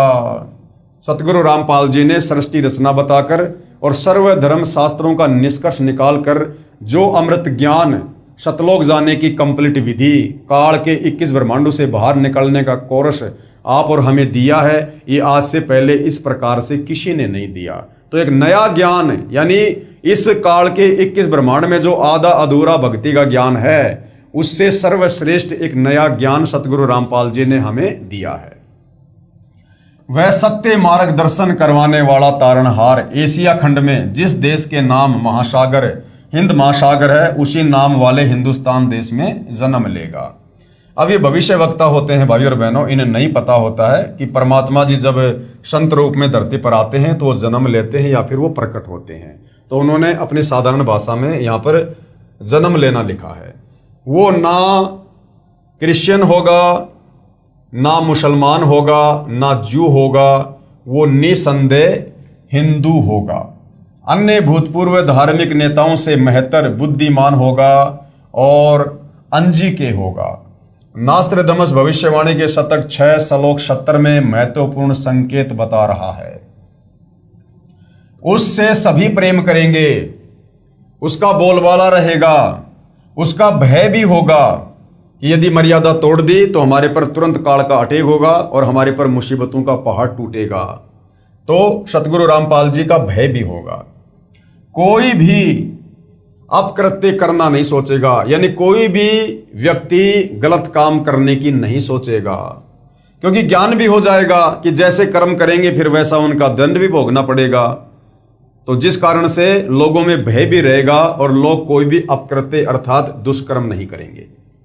उसका नाम व कीर्ति त्रिखंड में गूंजेगी, अर्थात पूरे विश्व में उनका नाम होगा, बोलबाला होगा, अर्थात आसमानों के पार उसकी महिमा का बोलबाला होगा। देवी देवता भी इस समय धरती पर मनुष्य जन्म प्राप्त करने के लिए परमात्मा से अरदास करेंगे, क्योंकि ऐसा सुअवसर युगों युगों बाद नसीब होता है। और देवलोक में बैठे देवता लोग उस देव शरीर में मुक्ति प्राप्त नहीं कर सकते। इसलिए वो भी परमात्मा से यही अर्ज करेंगे कि हे परमात्मा, वर्तमान में इस पृथ्वी पर ऐसा स्वर्णिम युग चल रहा है, भक्ति का प्राइम टाइम चल रहा है, वो देवता भी मनुष्य जन्म प्राप्ति के लिए परमेश्वर से अर्ज करेंगे। अर्थात आसमानों के पार उसकी महिमा का बोलबाला होगा। ऊपर देवलोक में भी सतगुरु रामपाल जी परमेश्वर जी की दिन रात चर्चा हुआ करेगी। अब तक अज्ञान निंद्रा में गाड़े सोए हुए समाज को तत्व ज्ञान की रोशनी से जगाएगा। यानी शास्त्र विरुद्ध साधना करने के चलते जो हमारे पूर्वज भूत बन गए और हमें भी हमारे धर्मगुरु उसी दिशा में आगे बढ़ा रहे थे, अब समाज उस शास्त्र विरुद्ध वाली अज्ञान निंद्रा में जो है सदियों से सोया हुआ था, अब वो जागेगा सतगुरु रामपाल जी का तत्व ज्ञान सुनकर। सर्व मानव समाज हड़बड़ा कर जागेगा, उसके तत्व ज्ञान के आधार से भक्ति साधना करेगा, सर्व समाज से सत्य साधना करवाएगा, जिस कारण सर्व साधकों को अपने आदि अनादि स्थान सतलोक में अपने पूर्वजों के पास ले जाकर वहां स्थायी स्थान प्राप्त करवाएगा, अर्थात वारिस बनाएगा। इस क्रूर भूमि यानी काल लोक से मुक्त करवाएगा, ये शब्द बोल उठेगा। तो भाई और बहनों, आज आप और हमें तो ये विश्वास हो ही चुका है कि काल के 21 ब्रह्मांड से, इन दुखों से, परेशानियों से, जन्म मरण से, लक 84 के कष्ट से सतगुरु रामपाल जी की भक्ति ही बाहर निकाल सकती है, दूसरा कोई विकल्प नहीं है। तो ये सारी बातें आज से 400-500 वर्ष पहले नास्त्रदमस जी ने पहले ही भविष्य को देखकर अपनी आध्यात्मिक शक्ति से बता दिया था। आगे पेज नंबर 42 और 43 पर, यह हिंसक महाकाल कौन है, कहां है, ये बात सायरन अर्थात तत्वदर्शी संत ही बताएगा। अब सतगुरु रामपाल जी ने बताया कि ये काल कौन है। आज से पहले तो लोगों को यह भी नहीं पता था कि ब्रह्मा जी के माता पिता कौन हैं, श्री ब्रह्मा विष्णु महेश के माता पिता कौन हैं, दुर्गा का पति कौन है। हम दुर्गा को माता कहकर बुलाते हैं, नवरात्रे करते हैं, शेरा वाली माता, दुर्गा माता, लेकिन आज तक किसी को यह नहीं पता था कि उसका पति कौन है। बिना पति की वो माता कैसे हो गई, 16 श्रृंगार क्यों करती है, मांग में सिंदूर क्यों भरती है। तो आज से पहले हमारे धर्मगुरु हमें अध्यात्म के विषय में नहीं बता पाए थे, जो अब सतगुरु रामपाल जी ने बताया कि ये काल कौन है। ये काल दुर्गा का पति है, ब्रह्मा विष्णु महेश का ये बाप है, और तीनों देवताओं के माध्यम से इसने यहां पर हम सबको फांस रखा है। वह महाकाल कौन है, कहां है, ये बात सायरन अर्थात तत्वदर्शी संत ही बताएगा। उस क्रूर चंद्र से वह सायरन ही मुक्त करवाएगा, यानी काल से वही तत्वदर्शी संत मुक्त करवाएगा। सायरन अर्थात तत्वदर्शी संत के कारगिर्द में इस भूतल की पवित्र भूमि पर हिंदुस्तान में स्वर्ण युग का अवतरण होगा, अर्थात सतयुग जैसा समय होगा। फिर वह पूरे विश्व में फैलेगा। उस विश्व नेता और उसके सद्गुणों की उसके बाद भी महिमा गाई जाएगी, यानी सतगुरु रामपाल जी के वापस सतलोक जाने के बाद भी सदियों तक उनकी महिमा यहां पर गाई जाएगी। उसके मन की शालीनता, विनम्रता, उदारता का इतना रेलपेल बोलबाला होगा कि इससे पहले नमूद किए हुए शतक 6 श्लोक 70 के आखिरी पंक्ति में किया हुआ उल्लेख कि अपना शब्द खुद ही बोल उठता है, और सायरन की ही जुबान बोल रही है कि सायरन अपने बारे में बस 3 ही शब्द बोलता है, एक, विजयी और ज्ञाता, अर्थात उसके सिवाय उसके बराबर दूसरा और पृथ्वी पर कोई नहीं होगा। जैसे कहते हैं ना, एकम अद्वितीयम, यानी सतगुरु रामपाल जी के बराबर उनके समकक्ष पृथ्वी पर दूसरा कोई नहीं होगा। और विजयी यानी उनको कोई भी पराजय नहीं कर सकता इस 21 ब्रह्मांड में, वो विजयी ही रहेंगे। और ज्ञाता, उनके बराबर ज्ञानी सर्वज्ञ और कोई नहीं होगा, जैसे हम सतगुरु रामपाल जी को जगत गुरु कहते हैं। इसके साथ और विशेषण ना चिपकाएं, मुझे मंजूर नहीं होगा। ये पृष्ठ 42 वाला 4 उल्लेखवाणी शतक 6 श्लोक 71 है। हिंदू सायरन अपने ज्ञान से दैप्तीयमान उत्तुंग ऊंचा स्वरूप का विधान यानी तत्व ज्ञान फिर से बिना शर्त उजागर करवाएगा। ये अंग्रेजी में लिखा है, siren will be chief of the world loved feared and unchallenged, और मानवीय संस्कृति निर्धोक संवारेगा, यानी लोगों की जो वृत्ति गिर चुकी है, मानसिक स्तर गिर चुका है, उसे सतभक्ति के द्वारा पुनः ऊंचाइयों पर लेकर जाएगा, लोगों को असल में इंसान बनाएगा, इसमें संदेह नहीं। अभी किसी को मालूम नहीं, यानी ये सन 1555 के आसपास की बातें हैं, इसलिए नास्त्रदामस जी कह रहे हैं कि अभी वर्तमान में उस संत के विषय में किसी को कुछ नहीं पता। लेकिन अपने समय पर जैसे नरसिंह अचानक प्रकट हुआ था, भगत प्रहलाद को बचाने के लिए जैसे नरसिंह भगवान अचानक से खंबे से प्रकट हुए थे, ऐसे ही नास्त्रदामस जी कह रहे हैं जब वो समय आ जाएगा, यानी वर्तमान समय के लिए उन्होंने भविष्यवाणी की है, लेकिन अपने समय पर जैसे नरसिंह अचानक प्रकट हुआ था, ऐसे ही वह विश्व महान नेता ग्रेट सायरन अपने तर्क शुद्ध अचूक आध्यात्मिक ज्ञान और भक्ति तेज से विख्यात होगा। जैसे वर्तमान समय में यदि सत्य ज्ञान को लेकर, शास्त्र अनुकूल ज्ञान को लेकर, शास्त्रों वाले ज्ञान को लेकर अगर किसी संत की चर्चा होती है तो केवल सतगुरु रामपाल जी की होती है, और आने वाले कुछ ही वर्षों में पूरे विश्व में उनका बोलबाला होगा। मैं नास्त्रदामस अचंभित हूं, मैं ना उनके देश जहां से अवतरित होगा अर्थात सतलोक देश को तथा ना उसको जानता हूं, मैं उसे सामने देख भी रहा हूं। अब देखिए भाई और बहनों, कितनी गहरी और कितनी बड़ी बात बोली है। जो भाई बहन नादानी में ये कह देते हैं कि हमारे गुरुजी तो कबीर जी के द्वारा भेजे गए संत हैं, हमारे गुरुदेव तो कबीर जी के अवतार हैं, उनको तो कबीर जी ने सतलोक से भेजा है, जबकि नास्त्रदामस जी क्या कह रहे हैं? नास्त्रदामस जी कह रहे हैं मैं ना उसके देश को जानता हूं। कौन सा देश? जहां से अवतरित होगा, जहां से वो नीचे उतर के आएगा, अर्थात सतलोक देश, यानी सतलोक से चलकर सतगुरु रामपाल जी स्वयं ही आए हैं। ये कोई कबीर जी का अवतार नहीं है, ये स्वयं कबीर जी ही हैं। ना मैं उसके देश जहां से अवतरित होगा अर्थात सतलोक देश को तथा ना उसको जानता हूं, मैं उसे सामने देख भी रहा हूं, क्योंकि अपनी आध्यात्मिक शक्ति से वो भविष्य को देख रहे थे, जिस आधार से वो बोल रहे थे। उसकी महिमा का शब्द बद में कोई मिसाल नहीं कर सकता, बस उसे ग्रेट सायरन महान धार्मिक नेता कहता हूं। अपने धर्म बंधुओं की सदकालीन समस्या से, दयनीय अवस्था से बेचैन होता हुआ, स्वतंत्र ज्ञान सूर्य का उदय करता हुआ, अपने भक्ति तेज से जग का तारणहार, 5वें शतक 20वीं सदी के अंतिम वर्ष में ईस्वी सन 1999 अधेड़ उम्र का विश्व का महान नेता, जैसे तेजस्वी सिंह मानव ग्रेट सायरन उद्विग्न अवस्था से चौखट लांघता हुआ मेरे नास्त्रदामस के मन का भेद ले रहा है, और मैं उसका स्वागत करता हुआ आश्चर्यचकित हो रहा हूं, उदास भी हो रहा हूं, क्योंकि उसका दुनिया को ज्ञान ना होने से मेरा सायरन यानी वह तत्वदर्शी संत उपेक्षा का पात्र बन रहा है।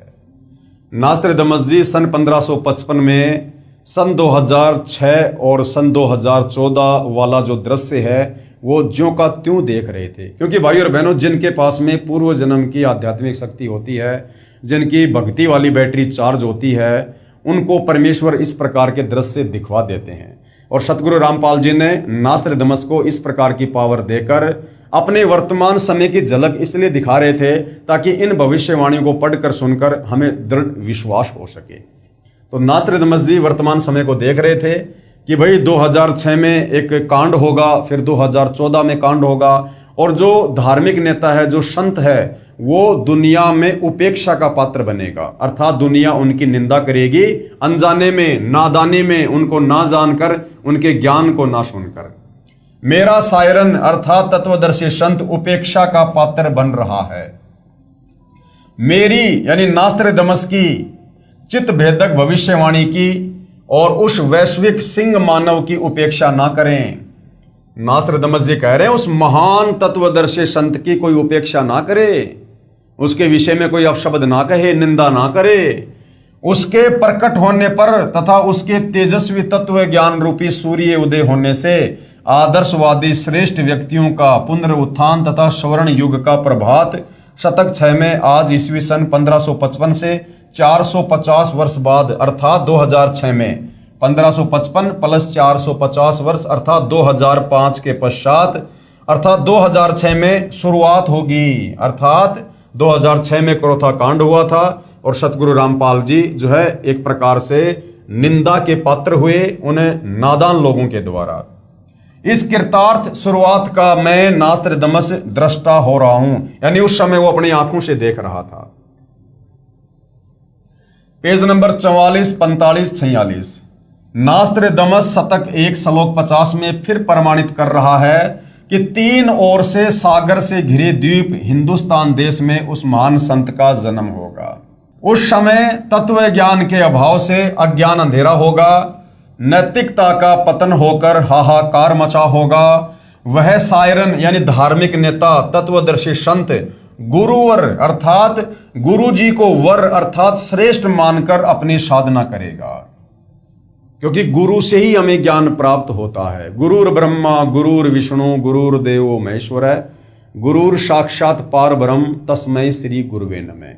तो नास्त्रदमस जी कह रहे हैं कि जो तत्वदर्शी संत होगा, जो ग्रेट सायरन होगा, वो गुरु को सर्वश्रेष्ठ महत्व देते हुए भक्ति करेगा और करवाएगा। तो आज भाइयों और बहनों, सतगुरु के विषय में हमें परमेश्वर की वाणियां सुनने को मिलती है कि 7 दीप नौखंड में गुरु से बड़ा ना कोई, करता करे ना कर सके, सतगुरु करे सो होई। गुरु गोविंद दोनों खड़े किसके लागू पाए, बलिहारी गुरु आपना जिन गोविंद दिया बताए। क्योंकि कबीर परमात्मा स्वयं धरती पर प्रकट होकर गुरु की भूमिका करते हैं, इसलिए वह धार्मिक नेता, वह तत्वदर्शी संत गुरु को सर्वश्रेष्ठ साबित करके भक्ति करवाएगा। वह धार्मिक नेता, तत्वदर्शी संत अपने धर्म बल अर्थात भक्ति की शक्ति से तथा तत्व ज्ञान द्वारा सभी राष्ट्रों को नतमस्तक करेगा।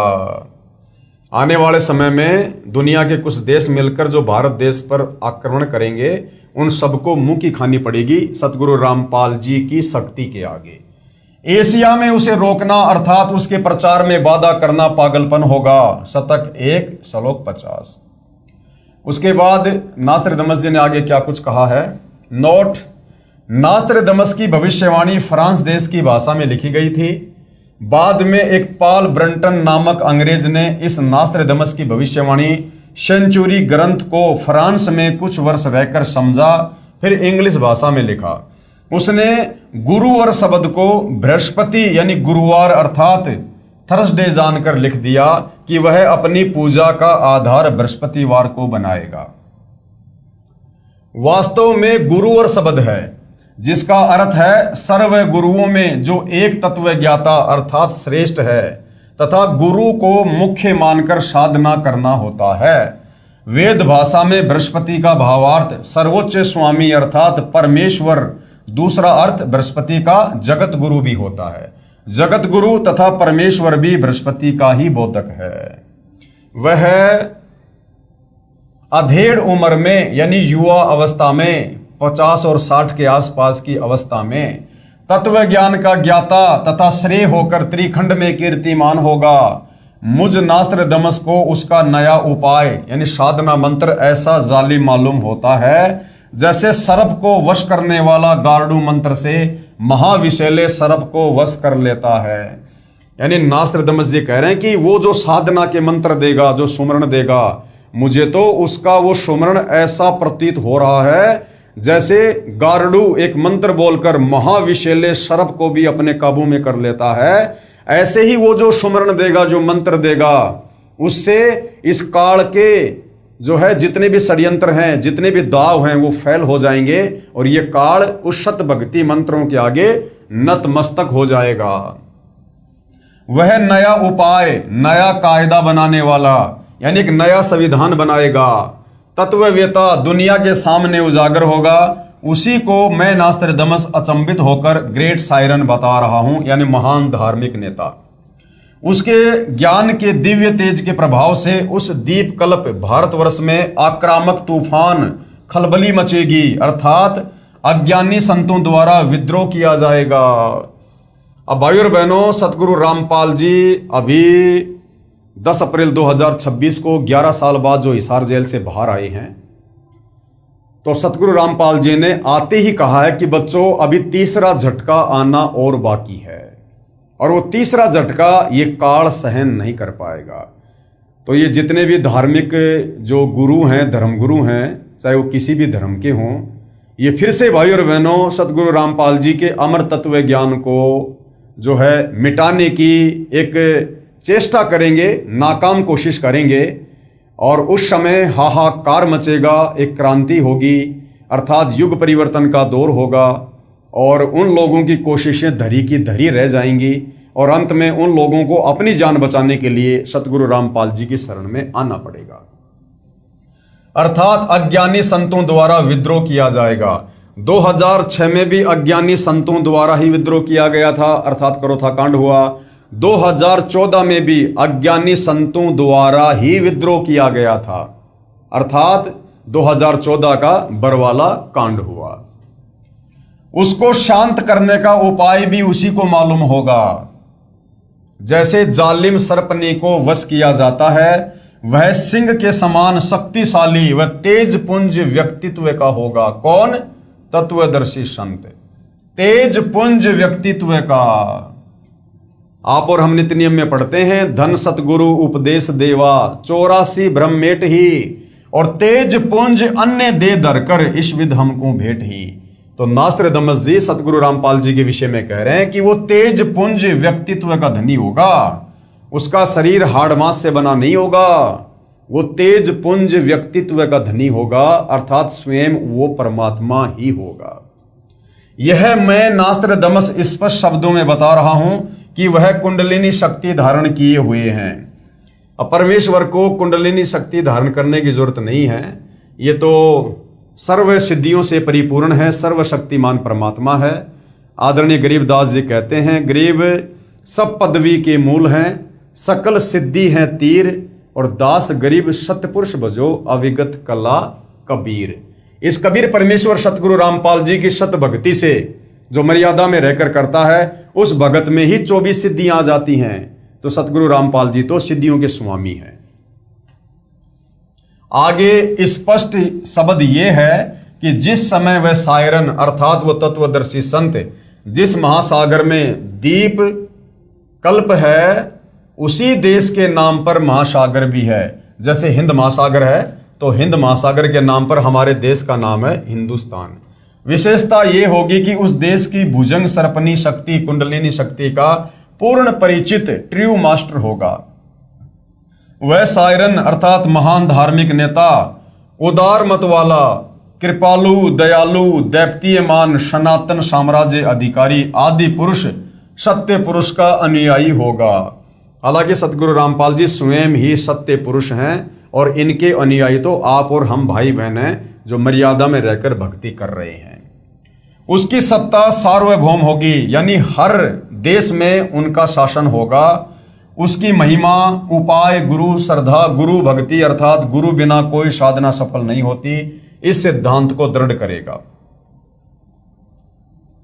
तत्व ज्ञान का सत्संग करके प्रथम अज्ञान निंद्रा में सोए अपने धर्म बंधुओं यानी हिंदुओं को जागृत करके अंधविश्वास के आधार पर साधना कर रहे श्रद्धालुओं को शास्त्र विधि रहित साधना का बुर्का फाड़कर गूढ़ गहरे ज्ञान अर्थात तत्व ज्ञान का प्रकाश करेगा। यानी सबसे पहले वो हिंदुस्तान में रहने वाले हिंदुओं को इस तत्व ज्ञान से परिचित करवाएगा, क्योंकि भाई और बहनों इस तत्व ज्ञान का आधार है चारों वेद और गीता। और चारों वेद और गीता ये हिंदुओं ने अपने ग्रंथ समझ लिए, जबकि ये ग्रंथ तो पूरे विश्व के मानव के लिए हैं।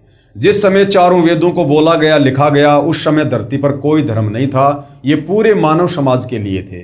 और जिस समय महाभारत के समय लगभग 5000 साल पहले गीता जी का ज्ञान बोला गया, उस समय भी धरती पर कोई धर्म नहीं था। ये गीता का ज्ञान सर्व मानव समाज के लिए है।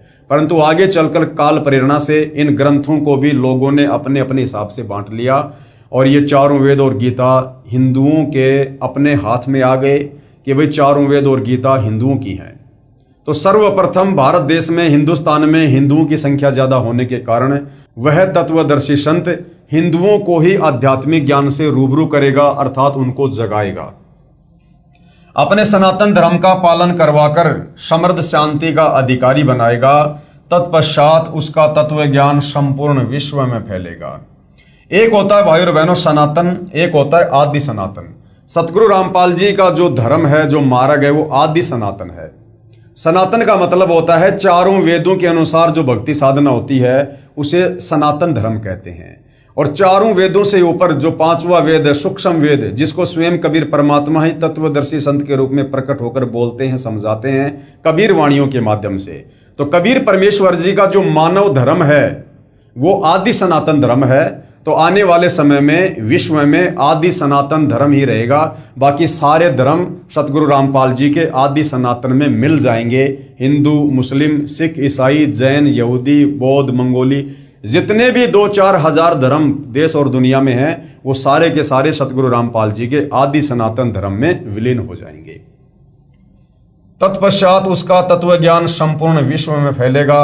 उस महान तत्वदर्शी संत के ज्ञान की कोई भी बराबरी नहीं कर सकेगा, अर्थात उसका कोई भी सानी नहीं होगा। उसके गूढ़ ज्ञान, तत्व ज्ञान के सामने सूर्य का तेज भी कम पड़ेगा। इसलिए मैं नास्त्रेदमस वैश्विक सिंह महामानव इतना महान होगा कि मैं उसकी महिमा को शब्दों में नहीं बांध पाऊंगा। मैं नास्त्रेदमस उस ग्रेट सायरन को देख रहा हूं। और भाइयों और बहनों, ऐसे महान महामानव महापुरुष ग्रेट सायरन सतगुरु रामपाल जी की महिमा करने का और उनकी सतभक्ति करने का आप और हमें सर्वप्रथम मौका मिला है। तो भाइयों और बहनों, ये बड़े सौभाग्य की बात है। उपरोक्त विवरण का भावार्थ है कि उस विश्व नेता को 50 वर्ष की उम्र में तत्व ज्ञान शास्त्रों में प्रमाणित होगा, अर्थात वह 50 वर्ष की उम्र में सन 2001 में सर्व धर्मों के शास्त्रों को पढ़कर उसका ज्ञाता तत्वज्ञानी होगा। ये तो पहले से ही सर्व शास्त्रों के ज्ञाता हैं, क्योंकि सतगुरु रामपाल जी ने सन 2001 में जो समय उन्होंने पहले निर्धारित किया हुआ था, उस आधार से 2001 में सतगुरु रामपाल जी ने सर्व धर्मों के धर्म शास्त्रों को देखा और पढ़ा। अन्यथा भाइयों और बहनों, सतगुरु रामपाल जी को किसी भी धर्म के धर्म शास्त्रों को पढ़कर ज्ञान प्राप्त करने की आवश्यकता नहीं है, क्योंकि 2001 से पहले भी सतगुरु रामपाल जी जगत गुरु थे। भगत उन्हें जगत गुरु कहा करते थे, बंदी छोड़ कहा करते थे। और जगत गुरु उसी को कहते हैं जो पूरे विश्व को ज्ञान दे, और पूरे विश्व को वही ज्ञान दे सकता है जिसको पूरे विश्व के धर्म ग्रंथों का ज्ञान हो। तो 2001 में तो मात्र हम भाई बहनों को धर्मशास्त्रों से परिचित करवाने के लिए सतगुरु रामपाल जी ने ये धर्मशास्त्र खोल खोल कर दिखाने शुरू किए हैं। अन्यथा सन 1994 से सतगुरु रामपाल जी आदरणीय गरीबदास जी के 5वें सूक्ष्म वेद सदग्रंथ साहिब से ही सत्संग कर रहे हैं, सदग्रंथ साहिब का खुलासा कर रहे थे। जो सदग्रंथ साहिब आज से 300 साल पहले आदरणीय गरीबदास जी ने लिखवाया था, उस सदग्रंथ साहिब में 24,000 वाणियां हैं, और वो 24,000 वाणियां पूरे विश्व की भाषाओं के शब्दों से लिपिबद्ध हैं।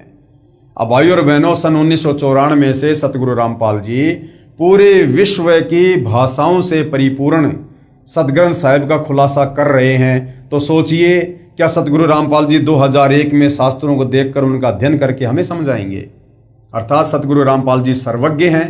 ये सर्व भाषाओं के और सर्व जीवों की भाषाओं के भी ये सतगुरु रामपाल जी ज्ञाता हैं। तो ये स्वयं कबीर परमेश्वर हैं। यहाँ परमात्मा वर्तमान परिस्थितियों के अनुसार आप और हमें समझाते हुए इस प्रकार की लीला करते हैं। तथा उसके पश्चात उस तत्व ज्ञान का ज्ञेय यानी जानने योग्य परमेश्वर का ज्ञान अन्य को प्रदान करने वाला होगा, तथा उसका आध्यात्मिक जन्म अमावस्या को होगा। आध्यात्मिक जन्म का मतलब है, जैसे सतगुरु रामपाल जी ने 17 फरवरी 1988 को एक अच्छी आत्मा आदरणीय राम देवानंद जी को अपना मुंह बोला गुरु धारण किया, गुरु शिष्य परंपरा को बनाए रखकर आगे ज्ञान देने के लिए। तो सतगुरु रामपाल जी ने जिस दिन आदरणीय गरीबदास जी के 12वें पंथ में प्रवेश करना था और एक मुंह बोला गुरु धारण करना था, तो उस नाम दीक्षा वाले दिन को यहां पर आध्यात्मिक जन्म की संज्ञा दी गई है, जो कि अमावस्या को होगा। उस समय उसकी आयु युवा अर्थात 16, 20, 25 वर्ष की नहीं होगी, वह प्रौढ़ होगा, यानी 40 के आसपास होगा। तथा जब वह प्रसिद्ध होगा तब उसकी आयु 50 से 60 साल के मध्य होगी। यानी जब प्रथम बार करोथा कांड हुआ 2006 में, सतगुरु रामपाल जी विशेषकर हरियाणा और भारत में चर्चा में आए, उस समय उनकी उम्र 50 से 60 के बीच में थी, अर्थात 55 वर्ष थी। आगे पेज नंबर 46 और 47। नास्त्रदमस कहता है कि निसंदेह विश्व में श्रेष्ठ तत्व ज्ञाता ग्रेट सायरन के विषय में मेरी भविष्यवाणी के शब्दाशब्द को किसी नेताओं पर जोड़कर तर्क वितर्क करके देखेंगे तो कोई भी खरा नहीं उतरेगा।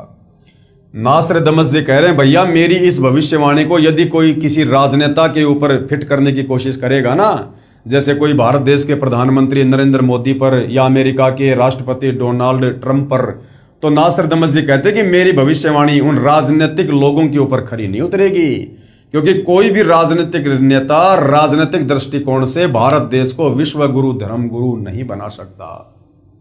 मैं नास्त्रदमस छाती ठोककर शब्दाशब्द कह रहा हूं, मेरा सायरन का कर्तृत्व और उसका गूढ़ गहरा ज्ञान यानी तत्व ज्ञान ही सबकी खाल उतारेगा। तो सभी धर्मगुरुओं की सदगुरु रामपाल जी के तत्व ज्ञान ने धोती सी धोके रख दी है, ये सबको पता है। बस 2006 साल आने दो, इस विधान का एक एक शब्द खरा खरा समर्थन सायरन ही देगा। आगे पेज नंबर 52 पर नास्त्रदमस ने अपनी भविष्यवाणी में कहा है कि 21वीं सदी के प्रारंभ में यानी सन 2001 से दुनिया के क्षितिज पर सायरन का उदय होगा। जो भी बदलाव होगा वह मेरी नास्त्रदमस की इच्छा से नहीं बल्कि सायरन की आज्ञा से, नियति की इच्छा से सारा बदलाव होगा। यानी वर्तमान समय की जो कमान है वो सतगुरु रामपाल जी के हाथ में है। जो भी बदलाव आने वाले समय में युग परिवर्तन के दौर पर होंगे या वर्तमान में हो रहे हैं वो सतगुरु रामपाल जी की मर्जी से हो रहे हैं। उसमें से नया बदलाव मतलब हिंदुस्तान सर्वश्रेष्ठ राष्ट्र होगा। पूरे विश्व में हिंदुस्तान सर्वश्रेष्ठ देश होगा और कई सदियों से ना देखा ऐसा हिंदुओं का सुख साम्राज्य दृष्टिगोचर होगा। उस देश में पैदा हुआ धार्मिक संत ही तत्वदृष्टा तथा जग का तारणहार जगत वेता होगा। एशिया खंडों में रामायण महाभारत आदि का ज्ञान जो हिंदुओं में प्रचलित है उससे भी भिन्न आगे का ज्ञान उस तत्वदर्शी संत का होगा। यानी जो ज्ञान हमारे चारों वेदों में और गीता जी में नहीं है वो तत्व ज्ञान, वो 5वें वेद सूक्ष्म वेद का ज्ञान सतगुरु रामपाल जी ने आज भगत समाज को दिया है। वह सत्य पुरुष का अनुयायी होगा, अर्थात वह स्वयं ही सत्य पुरुष होगा, अनुयायी नहीं। वह एक अद्वितीय संत होगा, यानी उनके बराबर और कोई धार्मिक संत नहीं होगा। Page number 74। बहुत सारे संत नेता आएंगे और जाएंगे, सभी परमात्मा के द्रोही तथा अभिमानी होंगे। मुझे यानी नास्त्रदमस को आंतरिक साक्षात्कार उस शायरन का हुआ है। नास्त्रदमस ने कहा है कि उस महान हिंदू धार्मिक नेता को न पहचान कर उस पर राष्ट्रद्रोह का भी आरोप लगाया जाएगा। अब भाई और बहनों यहां पर थोड़ा सा विरोधाभास है, क्योंकि सतगुरु रामपाल जी ने सन 2014 तक, जब तक बरवाला कांड नहीं हुआ था और वे हिसार जेल में नहीं गए थे, उस समय तक सतगुरु रामपाल जी ने जो ज्ञान गंगा पुस्तक भगत समाज को दी थी, उस ज्ञान गंगा पुस्तक में ये इस प्रकार की बातें नहीं लिखी हुई है कि उन पर राष्ट्रद्रोह का अर्थात देशद्रोह का मुकदमा लगेगा। सन 2014 बरवाला कांड हुआ, सतगुरु रामपाल जी पर देशद्रोह का मुकदमा लगा। उसके बाद सतगुरु रामपाल जी के भक्तों ने इस पुस्तक में इस प्रकार का ये जो संस्करण है वो जोड़ा है कि सतगुरु रामपाल जी पर देशद्रोह का मुकदमा लगेगा, जबकि नास्त्रदमस की मूल भविष्यवाणी में इस प्रकार का जिक्र कहीं नजर नहीं आता है। मुझे यानी नास्त्रदमस को दुख है कि वह महान धार्मिक नेता सायरन उपेक्षा का पात्र बनाया जाएगा, परंतु हिंदुस्तान का हिंदू संत आगामी अंधकारी भक्ति ज्ञान के अभाव से अंधे प्रलयकारी स्वार्थवश भाई भाई को मार रहा है, बेटा बाप से विमुख है, हिंदू हिंदू का शत्रु है, मुसलमान मुसलमान का दुश्मन बना है, धुंधुकारी यानी माया की दौड़ में बेसब्रे समाज यानी जगत को नया प्रकाश देने वाला सर्वश्रेष्ठ जगत जेता धार्मिक विश्व नेता की अपनी उदासी के सिवा और कोई अभिलाषा नहीं होगी। यानी वर्तमान में जो माया की हवस लोगों में जाग उठी है, पैसों के अलावा स्वार्थ के अलावा दुनिया को कुछ भी दिखाई नहीं दे रहा, जिस कारण से ना आपस में भाई भाई का प्यार रहा, ना बाप बेटे में कोई मर्यादा रही, ना भाई बहन का कोई प्यार रहा, तो कहते हैं कि वो शायरन वो तत्वदर्शी संत अपने ज्ञान के प्रभाव से लोगों को अपनी शरण में लेकर इस माया की दौड़ में दौड़ रहे व्यक्तियों को शांति प्रदान करेगा। अर्थात उनको समझ आएगा कि भैया ये काल का 21 ब्रह्मांड है, ये खोकापुर है, और यहाँ पर तुम्हारे को धोखा देने के लिए झूठा सुख काल ने दिया हुआ है। ये काल ने 21 ब्रह्मांड तप करके प्रदान किए हैं। तुम यहाँ से सुई की नोक भी सतलोक लेकर नहीं जा सकते, ना मरने के बाद में तुम नरक में लेके जा सकते, ना लक 84 योनि में लेके जा सकते। तो फिर किस लिए दौड़ रहे हो, किस लिए भाग रहे हो? जो काम करना चाहिए था परमात्मा की प्राप्ति के लिए सत भक्ति वाला, वो काम तुम शुरू भी नहीं कर रहे। तो इस प्रकार से तत्व ज्ञान देकर और फिर सत भक्ति मंत्र देकर जो है लोगों को वो शांत करेगा, लोगों के मन की अभिलाषाओं को शांत करेगा। अर्थात मानव उद्धार के लिए चिंता के अतिरिक्त कुछ भी स्वार्थ नहीं होगा। तो भाई और बहनों, वर्तमान में हम देख रहे हैं कि परमार्थ के लिए, परमार्थ क्या है? आप और हम आत्माओं को सतलोक भेजना, हमारी मुक्ति, ये सबसे बड़ा परमार्थ है। तो वर्तमान में परमार्थ के लिए निस्वार्थ भाव से यदि इस धरती पर कोई धार्मिक नेता यदि इतना संघर्ष कर रहा है तो केवल सतगुरु रामपाल जी हैं।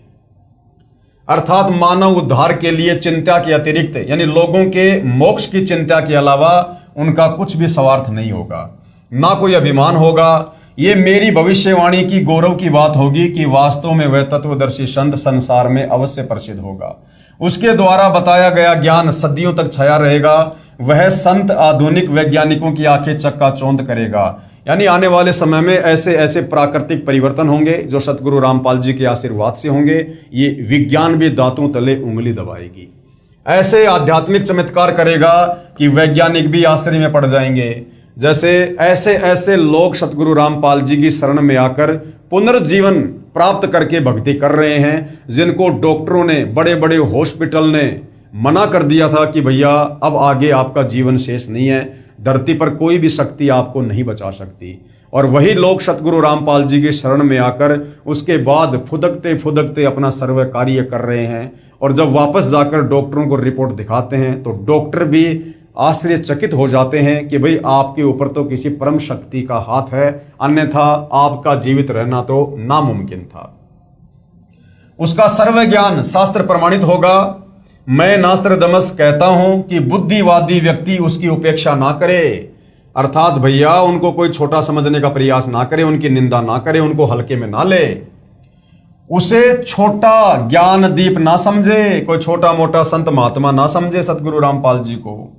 और क्या कह रहे हैं आगे नास्त्रदमस जी, बहुत ही महत्वपूर्ण बात है। उस तत्ववेता यानी उस तत्व ज्ञानी महामानव सायरन को सिंहास नस्त करके, यानी सिंहासन पर बैठा के, विराजमान करके, यानी आसन पर बैठाकर उसको आराध्य देव मानकर, आराध्य देव यानी अपना इष्ट देव, अपना परमेश्वर, अपना भगवान मानकर, कबीर देव मानकर पूजा करें। वह आदि पुरुष का अनुयायी दुनिया का तारणहार होगा। यहां से इस अनुयायी शब्द को हटा दीजिए, क्योंकि नास्त्रदमस जी जो है वो तत्व ज्ञान से परिचित नहीं थे। आज हमें गुरुदेव ने तत्व ज्ञान से परिचित करवा दिया है, इसलिए हम यही कहेंगे कि वह आदि पुरुष दुनिया का तारणहार होगा, दुनिया को मोक्ष प्रदान करेगा। तो भाई और बहनों, इसके बाद में और भी बहुत सारे भविष्य वक्ता हैं जिन्होंने वर्तमान समय को लेकर सतगुरु रामपाल जी के ऊपर भविष्यवाणियां की हैं। जैसे सतगुरु रामपाल जी महाराज के समर्थन में अन्य भविष्य वक्ताओं की भविष्यवाणियां। तो अगले वीडियो में हम इन भविष्य वक्ताओं की भविष्यवाणियों को भी इस एपिसोड में शामिल करेंगे, ताकि हमें दृढ़ विश्वास हो कि वास्तव में यदि वर्तमान में धरती पर यदि कोई वास्तव में तत्वज्ञानी संत है, और यदि कोई हमें इस काल के भयंकर जाल से, जन्म मरण के चक्कर से, लक 84 योनियों की पीड़ा से, नरक के कष्ट से और तपस्शिला के दंड से बचाकर हमारा पूर्ण मोक्ष कर कर सतलोक भेज सकता है, तो केवल सतगुरु रामपाल जी हैं। तो भाई और बहनों, इस पवित्र पुस्तक ज्ञान गंगा पर आज हमारा ये 22वें नंबर का वीडियो है। परमेश्वर सतगुरु रामपाल जी के आशीर्वाद से हमें अध्यात्म के विषय में बहुत ही बढ़िया बढ़िया जानकारी प्राप्त हो रही हैं, और हमारी रुचि भक्ति करने में दिन दोगुनी रात चौगुनी बढ़ेगी। और अन्य भाई बहन जो अभी सतगुरु रामपाल जी से दूर हैं, अर्थात उनके सत्संग नहीं सुन रहे हैं, और आने वाले समय में क्या क्या घटनाएं विश्व में घटित होने वाली हैं जो अपरिचित हैं, तो उन भाई बहनों से हम प्रार्थना कर सकते हैं कि भाई समय रहते जाग जाओ, होश में आ जाओ।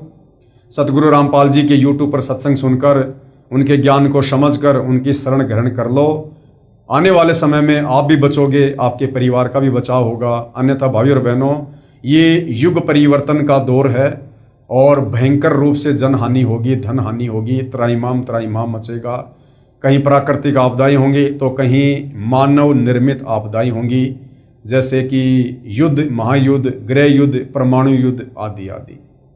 तो उस समय धरती पर आपको कोई भी देवी देवता, आपका कोई भी इष्ट देव, आपका कोई भी धन दौलत, आपका कोई भी रिश्तेदार, कोई भी नेता आपको नहीं बचा पाएगा। यदि बचोगे तो अपने पूर्व जन्म की भक्ति से, और यदि पूर्व जन्म की भक्ति नहीं है तो फिर वर्तमान में सतगुरु रामपाल जी के आशीर्वाद से। और सतगुरु रामपाल जी का आशीर्वाद मिलेगा उनके ज्ञान को समझकर, उनसे उपदेश लेकर भक्ति करने से। तो भाइयों और बहनों, आज के इस वीडियो में केवल इतना ही। पूज्य गुरुदेव भगवान हम सभी को आज्ञा दें, आशीर्वाद दें, सद्बुद्धि दें, मार्गदर्शन करें, हमें भ्रमने भटकने से बचाएं। बंदी छोड़ सतगुरु रामपाल जी परमेश्वर जी की जय हो।